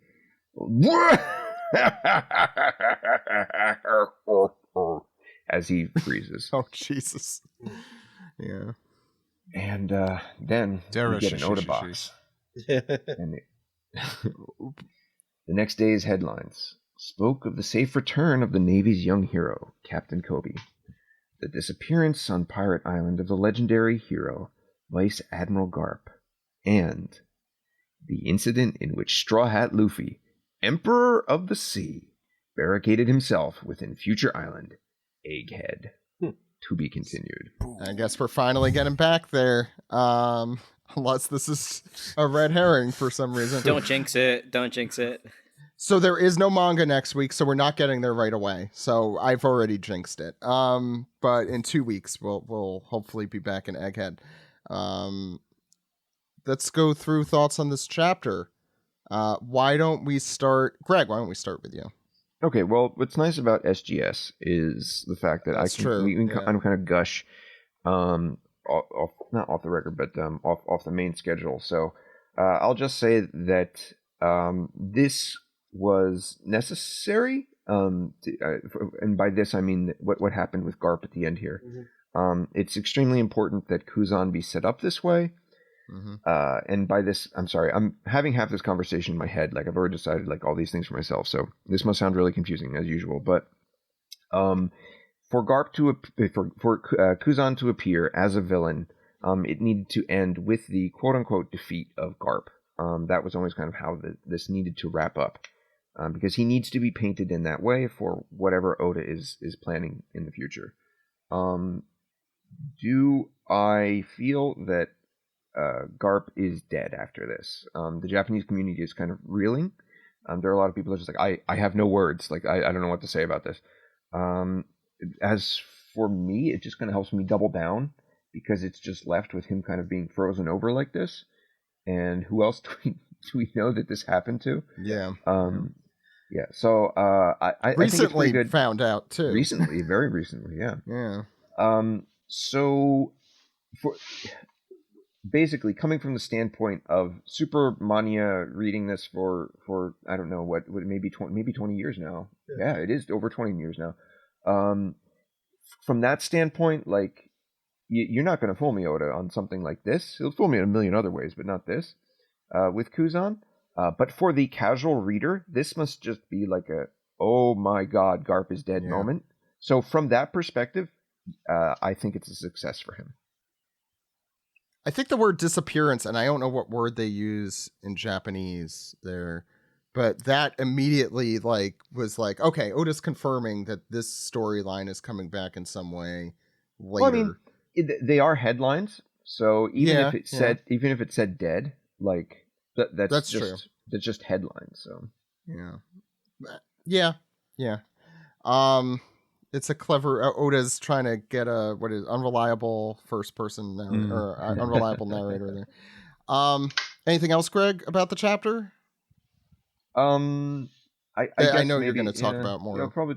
Maybe more in SGS, but I do find it interesting that we learned a little bit more about how Pizarro's power works. That's kind of cool. It seems similar to a Robin. Where wherever he is attacked as this object, as this living or this moving being, it does affect him, which is a good power balance to have. Yeah.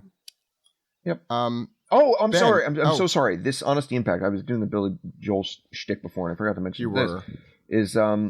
I really like that. Where is it?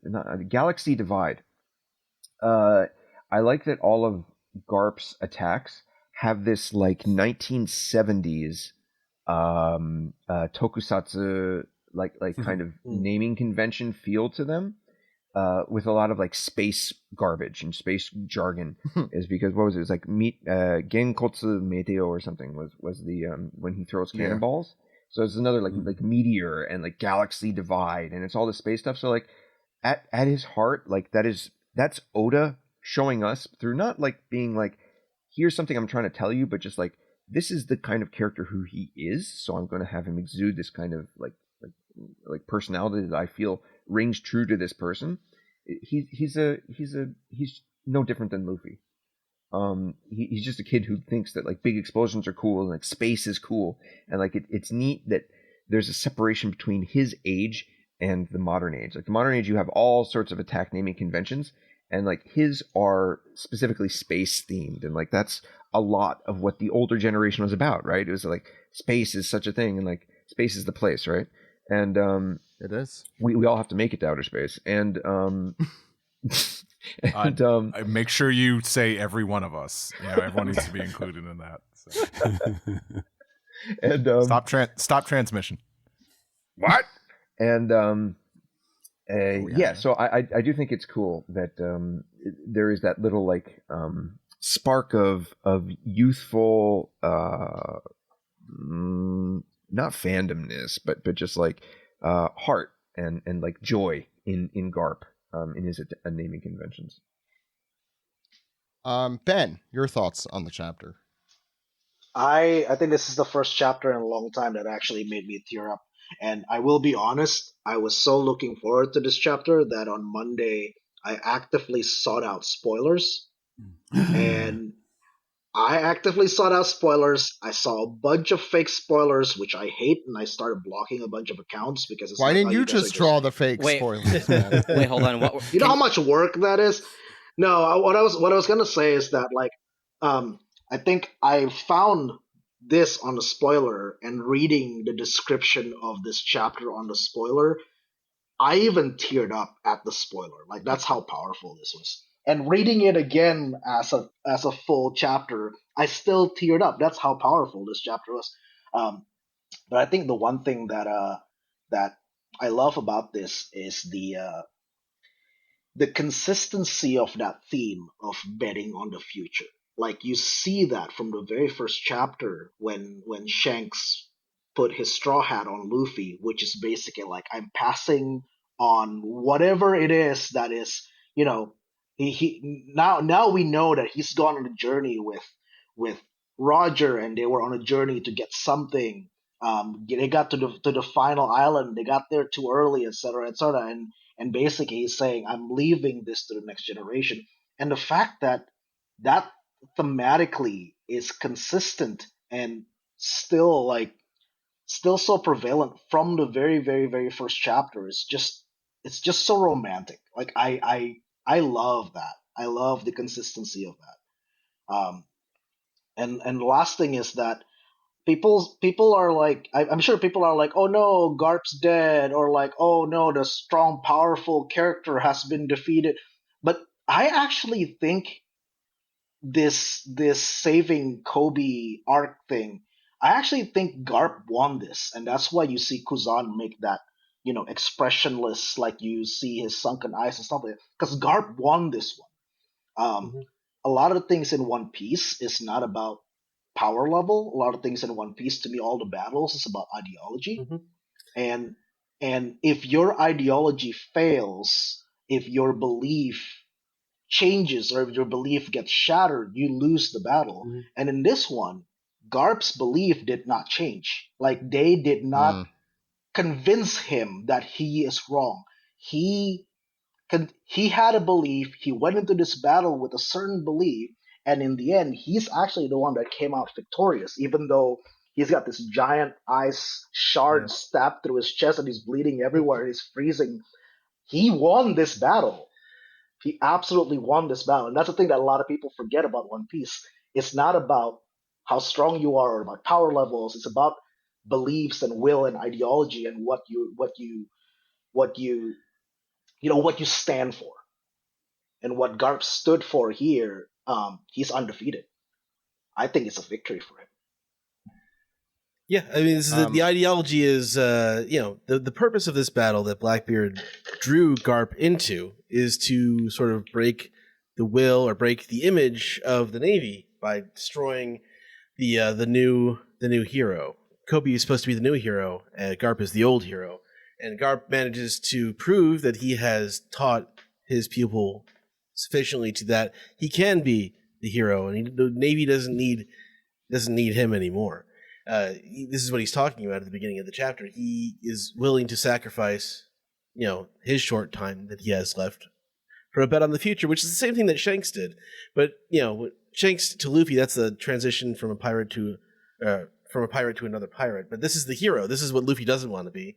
The hero is held up as the paragon. The hero is held up as someone who is selfless, who saves others, who is actually the white hat, is actually the good guy, and that's what Kobe is. And Kobe's motives are pure. That's why I wanted to read that flashback page of. He says, "I can't be a great, or I need more practice. If I don't put in the work, I can't be a great sailor who keeps good people safe."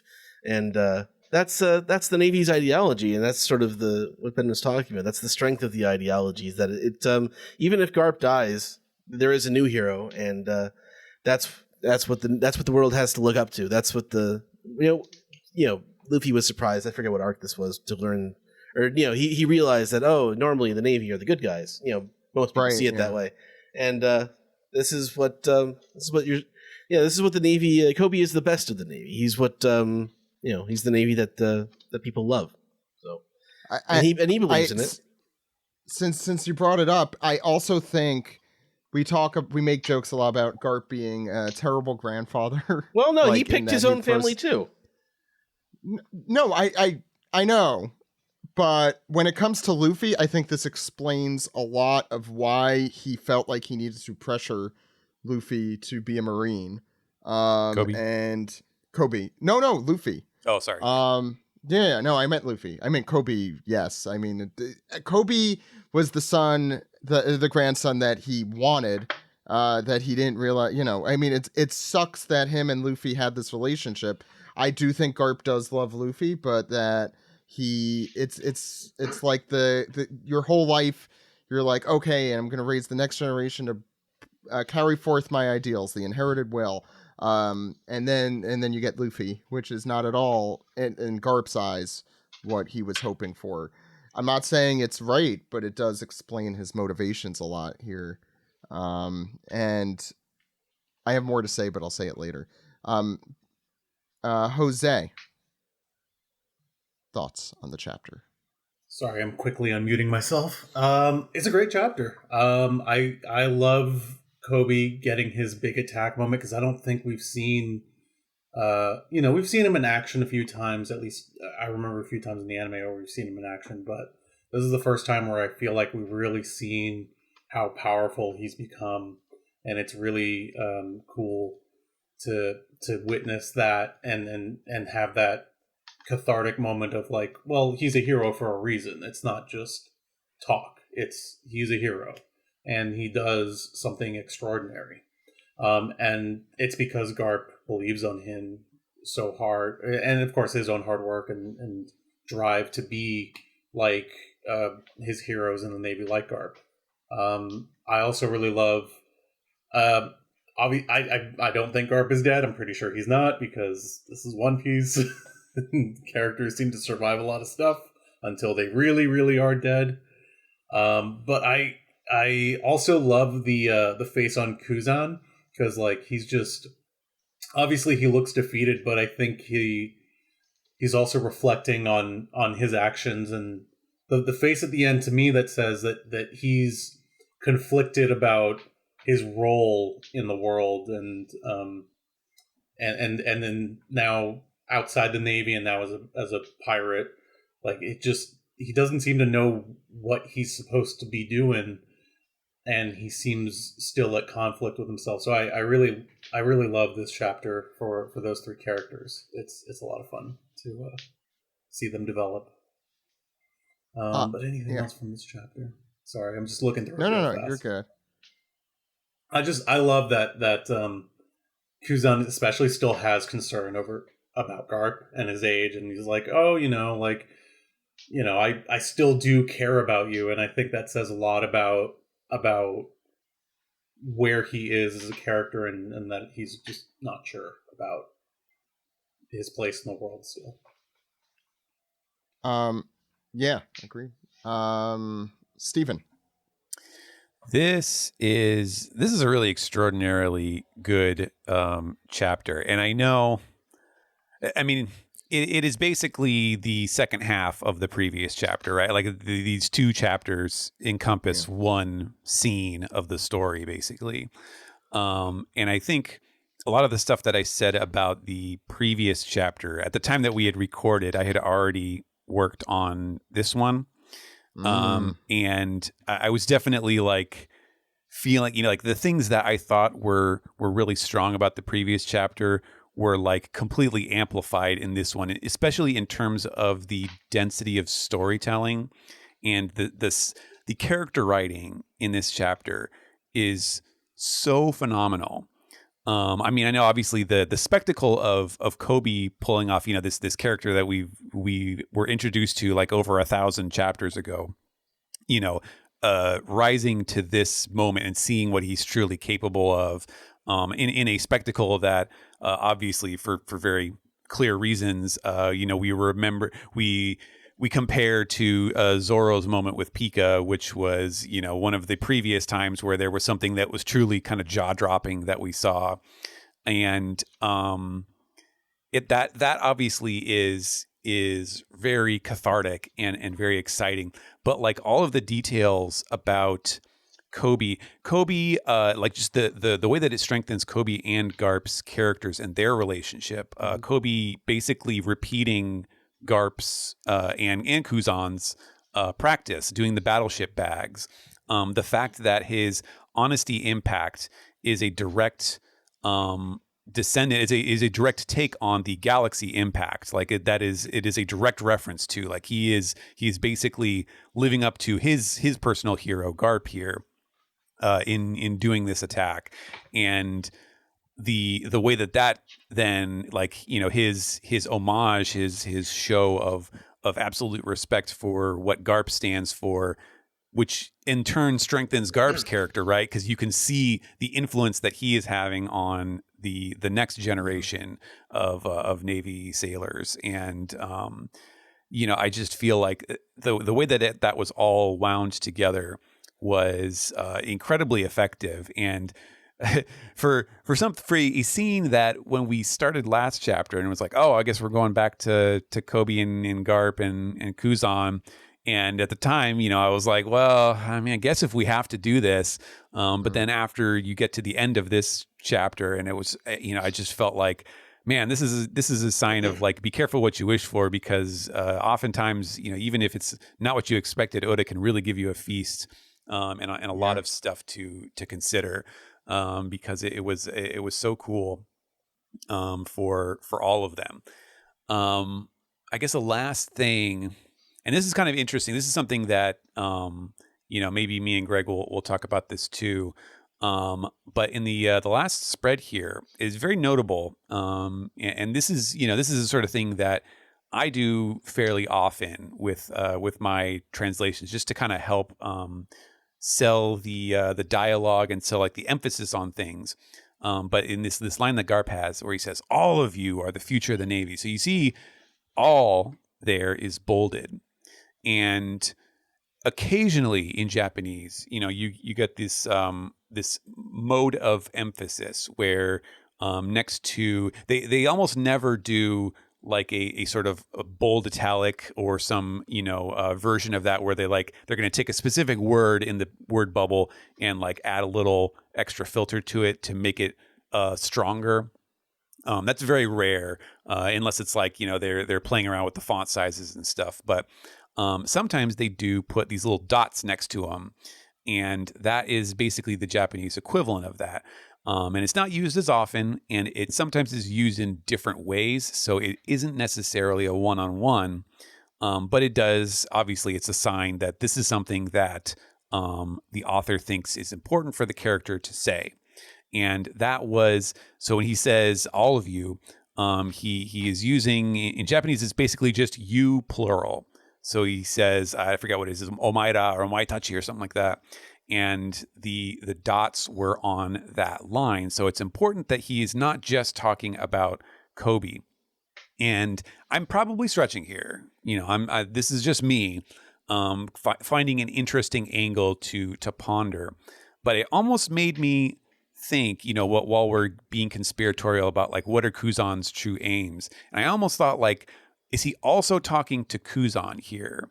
And obviously not in the sense of, like, oh, well, you're still obviously in the Navy, but that he is sending a sort of a secret message here, coded message right under all these other pirates' noses. And the way that Kuzan is, his eyes are shadowed, so he's not, you don't know for sure what he's thinking, but it's probably something heavy. And it could obviously just be as simple as, he's preparing to deliver the final blow to his mentor, to this, this person that he cares a lot about, obviously. But it could also, if Garp is sending some message about like, hey, I know what you're really doing here, and it's for the sake of justice and whatnot. There could be a little bit of that sort of like long-term storytelling, like sort of, hey, here's a little seeded hint of something that will have more significance when you look back on it later. Again, that could just be me, reading too much into it, but I did think it was really interesting to consider as part of the sort of dramatic envelope that we're seeing here in this last little showdown. Completely agree. Interesting. I love that. I love that a lot. Like that's I've been wondering like Kuzan's motivation on this whole thing, because like you see him pop up earlier, like way earlier when again in the Longering Island arc, where he just shows up there to like monitor Robin, and you see him throughout all these important events in the history as well. Like he froze Saul and stuff like that. Like what's his play? What's his play? Is he actually just joining? Because it's being played as if like he went for the admiral title and lost to Akainu, and so he left because he's mad about that, or like he got ousted or whatever. And so in the search of what is my next thing, he found Blackbeard, and I think it's currently being played as like, oh, you and I, we are gonna have our interests align. And I think it's currently being played as like our interests align in terms of like Kuzan is gonna be able to get revenge on Akainu or something like that. But I do wonder if there's something deeper. If there's something deeper about that, like there's something like even him losing the title to Akainu was part of a whole grand scheme of things. And Stephen, the fact that you pointed out that all of you here might include Kuzan, like that's so cool. I want to see how this plays out, because it's would not put it past Oda to do something like that. Mm-hmm. Alex. Yeah, so Steven had a really good read on the chapter, I thought. I too thought this was like from a storytelling standpoint, this is a fucking 15 out of 10. This is just the fact that he starts off with the lesson, and then we flash right to Kobe, still having the same ideals that he did as a cadet. Take me instead. I got off the boat so both of them can make it. Same situation. It's like poetry. And then you see, this play out, and it's the same. The entire chapter plays out the exact same as Garp's lesson in the first page. It's absolutely totally brilliant. From a storytelling perspective, this is like one of the ultimate One Piece chapters, because it not only has like picture perfect storytelling from the beginning to the very, very end, but you also have this really great. It has really great action, it has drama, it has comedy to it, and like that last spread is totally the culmination of all of this. I was thinking about this the last chapter, how like, oh, I wonder if like Kuzan is like, because Kuzan used I believe ice time capsule to freeze Saul, and we know that Saul is out and about doing stuff somewhere else in the world. So I thought to myself like, oh, maybe he'll use ice time capsule on Garp, give it to Teach as a gift, not unlike a frozen Han Solo, to hang on his wall, and then during this final siege, whenever this happens, Kuzan unfreezes Garp, and they both team up to, join the fight or something like that. Garp will need a little bit of time, though, because of hibernation sickness. Yes, that's true. Oh, yeah. His eyesight will return in time. No, this is totally a great, just a great moment for Kuzan too, for all the reasons that were stated. He is a really interesting character, and I'm not going to say that this is the first time that I've been like totally, completely all in on Kobe, but this is the first time that we fully see Kobe realized as the hero, right? Like he's, even though he's called Kobe the hero, he's very. We didn't see what like, we didn't see what led him to be called that. But yeah. Now we're seeing it. We're seeing it live and in person. Yeah, we didn't see the Rocky Port incident, and I think if I recall, like he's sort of humble about the hero everything, title, right? He's humble about everything. So I think that this is definitely a it's a good turning point chapter. But I do love how narratively like this chapter is just like above and beyond, and I wonder if this is just the result of Oda taking a bit of a break. Yeah.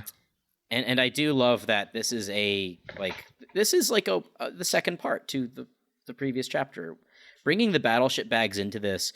Really, like that was the minute it hit me sort of in the chest, where I was like, oh my god, this is what a great way to set up that in the previous chapter. It's just, this is the fact that you have the two mentors of this character, and showing both of their like sort of journeys to where exactly they are in this particular point in the story. It's poetic. It's really good. Fucking no notes, Oda. This is just a perfect chapter. Perfect 10. Perfect 10.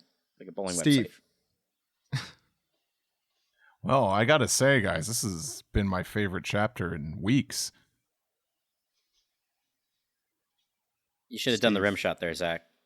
Oh, Yeah, there it is. Yeah, it went in. It would have been slightly funnier if this was our first chapter back from the break, but wow, this was a really, really good one. Felt like I feel like this is one of those chapters from, even though with the battleship bags layup in the previous chapter, I feel like this one was a self-contained story almost. Yeah. It had a beginning, a middle, and an end. I wasn't sure to roll my eyes a little bit when I'm reading the first page, and Garp was like, "No, you leave the old person behind. They've lived a good life. If you're having a situation where you leave an old person behind, I say do it." Especially if that person is me. I was like, wow, really laying it on thick here. But I think it just really helped to really sell this like emotional moment here. It's fantastic. It was, and this is really kind of like, I almost feel like this was Kobe's true kind of like coming of age kind of story right here with him just doing, because you got to think like Kobe was the kid 2 years ago. He like got in the way of Luffy, and Luffy just immediately like one-shotted him like out of the way. And now you have Kobe here, doing supers here. It's really great to see. And Garp is his teaching style and his philosophies are debatable, but still he's such like a great character. Can't help but love this guy. He is kind of he's very much like a parent figure, where it's like you butt heads on a lot of things, but the love is still there. And despite a few things like they did have a point, they're not necessarily right, but they did have a point. But the fact that he is thinking about the next generation, and I think I wish I could say something as elegantly put as Ben said it, but yeah, it's a show about your ideologies. Those are the true power levels in this series. But it's absolutely right. It's it's the strength of Kobe's ideology in particular. He always had very strong, so he was able to become strong with Garp's training. Mm-hmm. Yeah. And you got to think about where the series started, like Roger, dying, but then like passing on this whole like scavenger hunt, turn the world into rat race, and you got to think like he won.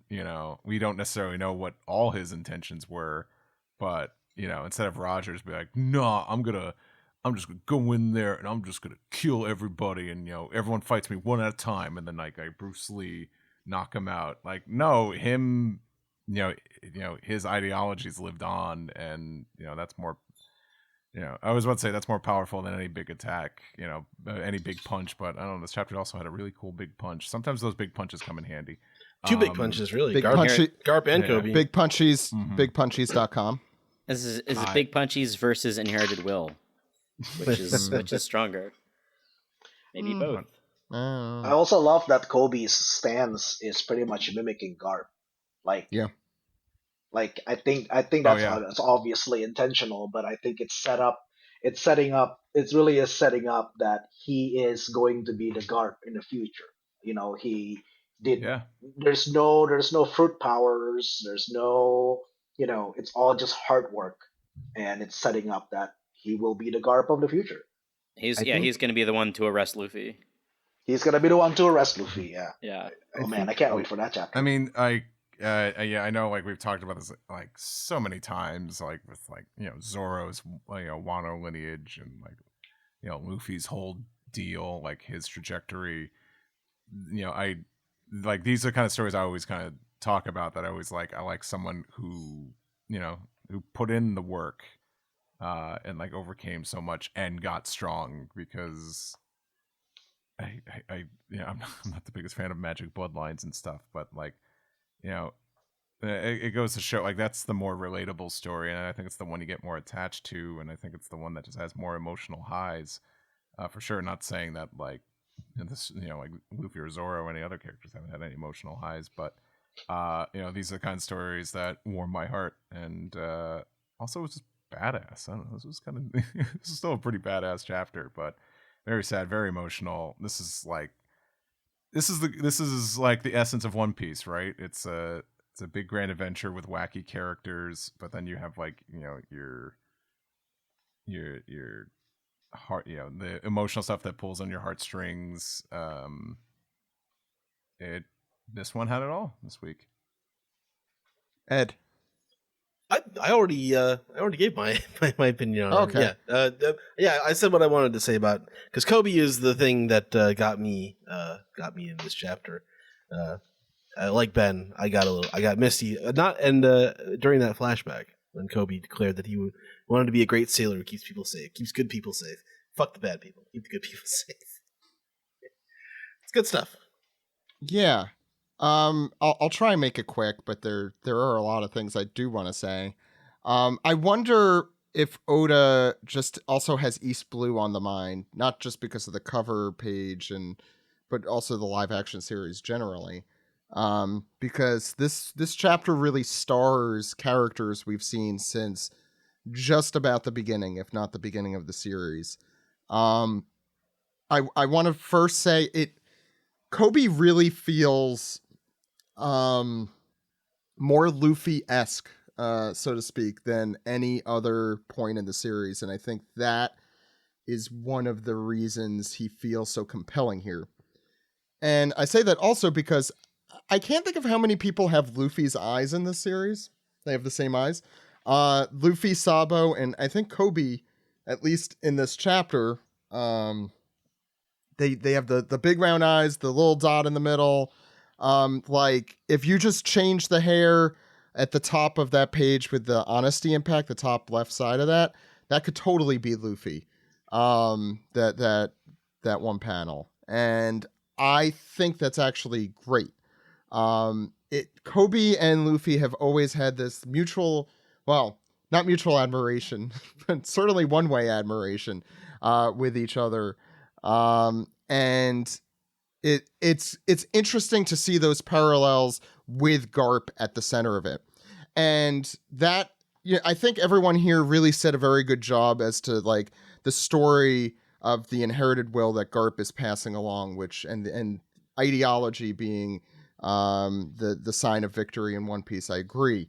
I also want to add to that, and I think we've talked about this a lot in the past, the idea of these Marines specifically, I guess Sword, being the future of the Marines, meaning the Marines that we want to see. And it's very interesting coming after the stuff with Emu and the Five Elders to see that's the world government that actually exists behind the curtain, but this is the world government that these soldiers believe in and represent, even if it's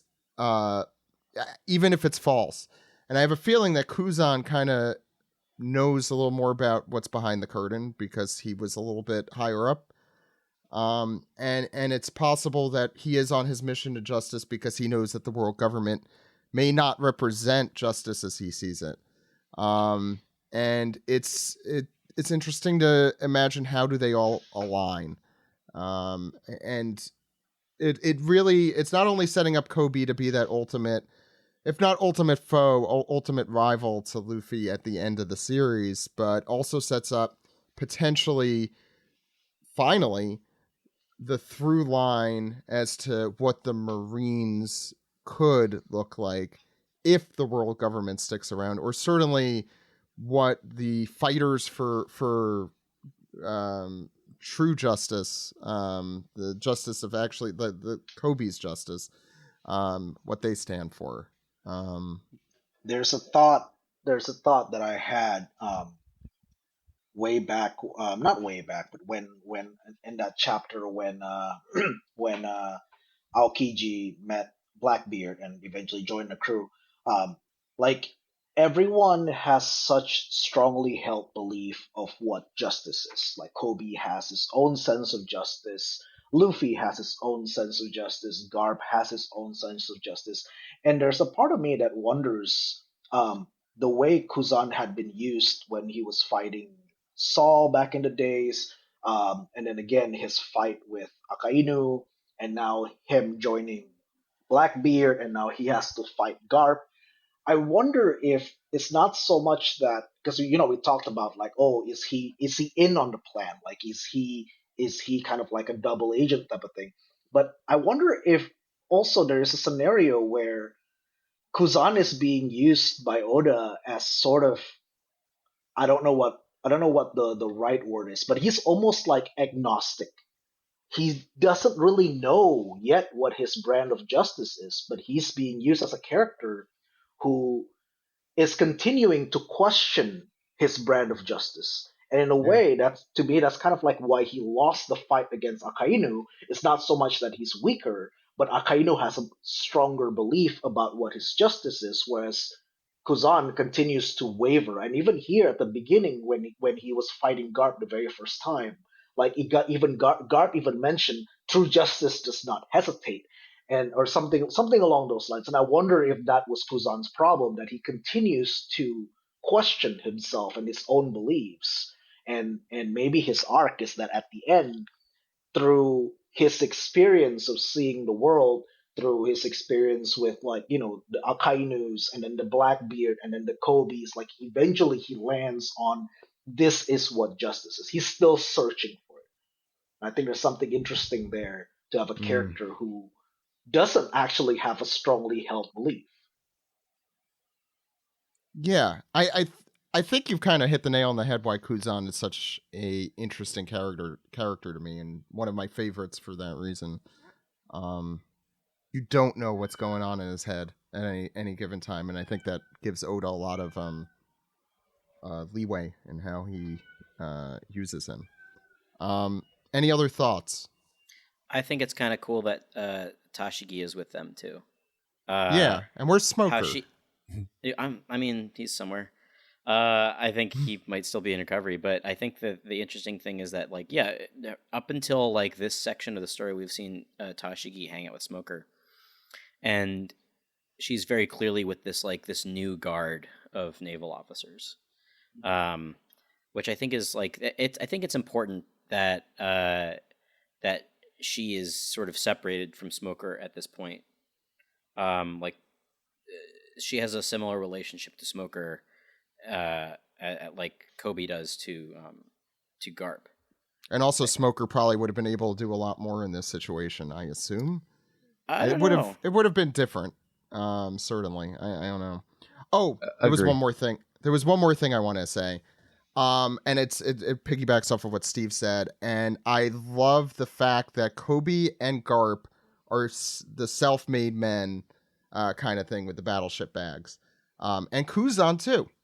And as Alex said, that dynamic. I think that's the coolest fucking thing. Like there are so few characters in the series at this point who are able to hold a candle to the main cast even, who don't have any sort of power and just punched a ship a whole bunch, basically. I love the hell out of that, and Roger was kind of that as far as we know. Is because he used hockey, which I guess is a result of the will, that's supposedly. So I really like that. Any other thoughts? Nope. Okay, now that I've said my piece, why don't we move to the next segment? This has been the One Piece Podcast, episode 779 for July 24th, 2023. We apologize to all the piece together people out there. We ran a little long this week. Also, sorry to Matt Damon, who couldn't make it because we ran long. Anyway. He's on strike anyways. That's true.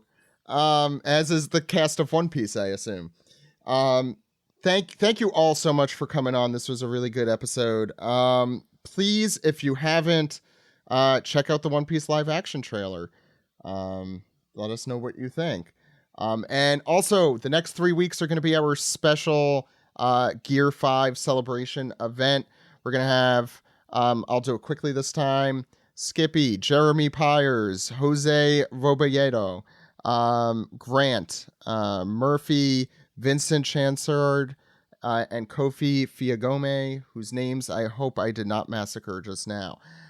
We also have a lot of great guests coming up over the next month after that I think Mel will also still be joining us next week as well. So there's a lot that's going to be happening during the next break. Then there's a chapter. Then Jump is off the following week. And hopefully there's a chapter after that. So, but the anime is crazy. So we got that still. Anyway, Jose, where could people find you?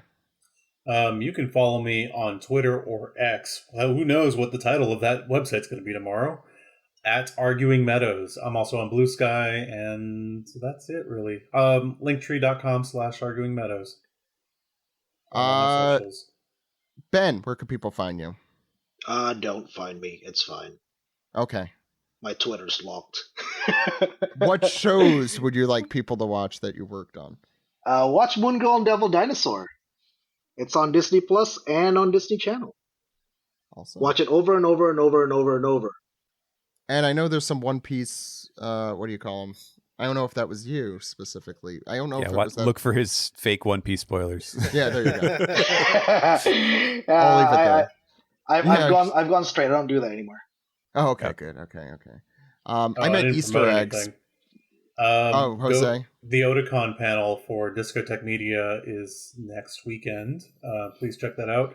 I don't think anything I've worked on is going to be there, but I do have some stuff coming up soon from them. And I also am doing stuff for Viz, specifically Naruto Shippuden. Nice. And Greg, where could people find you? Find me at Twitter, Ochimusha108. There's some YouTube shenanigans that I have as well, but that's the main public face right now, unfortunately. Who knows what it'll be tomorrow, like everyone says. So. Really, no one knows. Steven. You can follow me at Translatosaurus on the website twitter.com. Elon, you fucking moron. Why is no one slow clapping with me? Rapid applause then. Here. Yeah, okay, there you go. Sorry, that's gonna mess up the slates. I hope it doesn't. Oh. Don't. No, anyway, it's not. no, it probably won't. Thank you, Steven. Steve, where can people find you? Do I even want to plug Twitter? No one does. Mine's locked too. Yeah, at the moment. Man, Instagram. People love that Gear 5 on Instagram. Yeah, kids love that Gear 5 on Instagram. Kids love it. That's what we should call it. Kids love that Gear 5. I mean, also owned by an evil corporation, but hey, what isn't these days? TikTok. Oh, wait.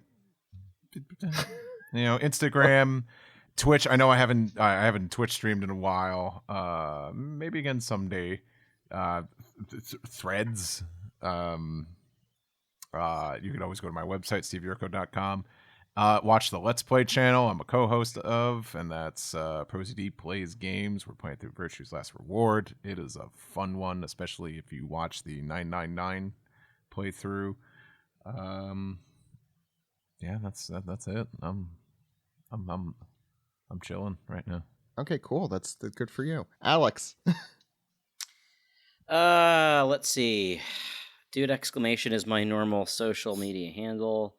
Right now I'm on Twitter, but once it becomes X, I don't know if you'll be able to find me there anymore. Because it's fucking stupid and I refuse to be a part of it. Also my account's locked. But you can follow me on Blue Sky. I'm on that. Instagram if you want. I don't really post too much except for the occasional story. But if you are going to be at Otakon this next weekend, I will be there on Friday with Super Art Fight. Woo. Check out superartfight.com for the time and place. I think it's at 7 or 6:30, 7 or 8. I don't know. Look on the website; it's there, and come see us and shout and give me a little shout out. I'll say hello. Thanks, Alex. Ed, where could the good people find us? Well, you are Zach_Logan on Twitter, and I think you're what? You're also on Blue Sky. Yeah, I'm Zach.OnePiecePodcast.com. I gave you a code, Ed, so you're welcome. Yeah, you did that when I was on vacation. I haven't done it yet. I'll resend it. Okay. Yeah, I can be found on Twitter for now, I guess. Edward E. One Piece and at Weeb Trailers. Podcast can be found at the new and improved OnePiecePodcast.com. Let's see, OnePiecePodcast at gmail.com is our email address. YouTube.com, Instagram.com/OnePiecePodcast. Please subscribe, Patreon.com/OnePiecePodcast. And you can subscribe on SoundCloud, subscribe on Spotify, subscribe, rate, and review on Apple Podcasts, or call us on our phone number, Zach. That phone number is 347-497-MAJI. That phone number again, 347-497-6254. Call anytime. Anytime.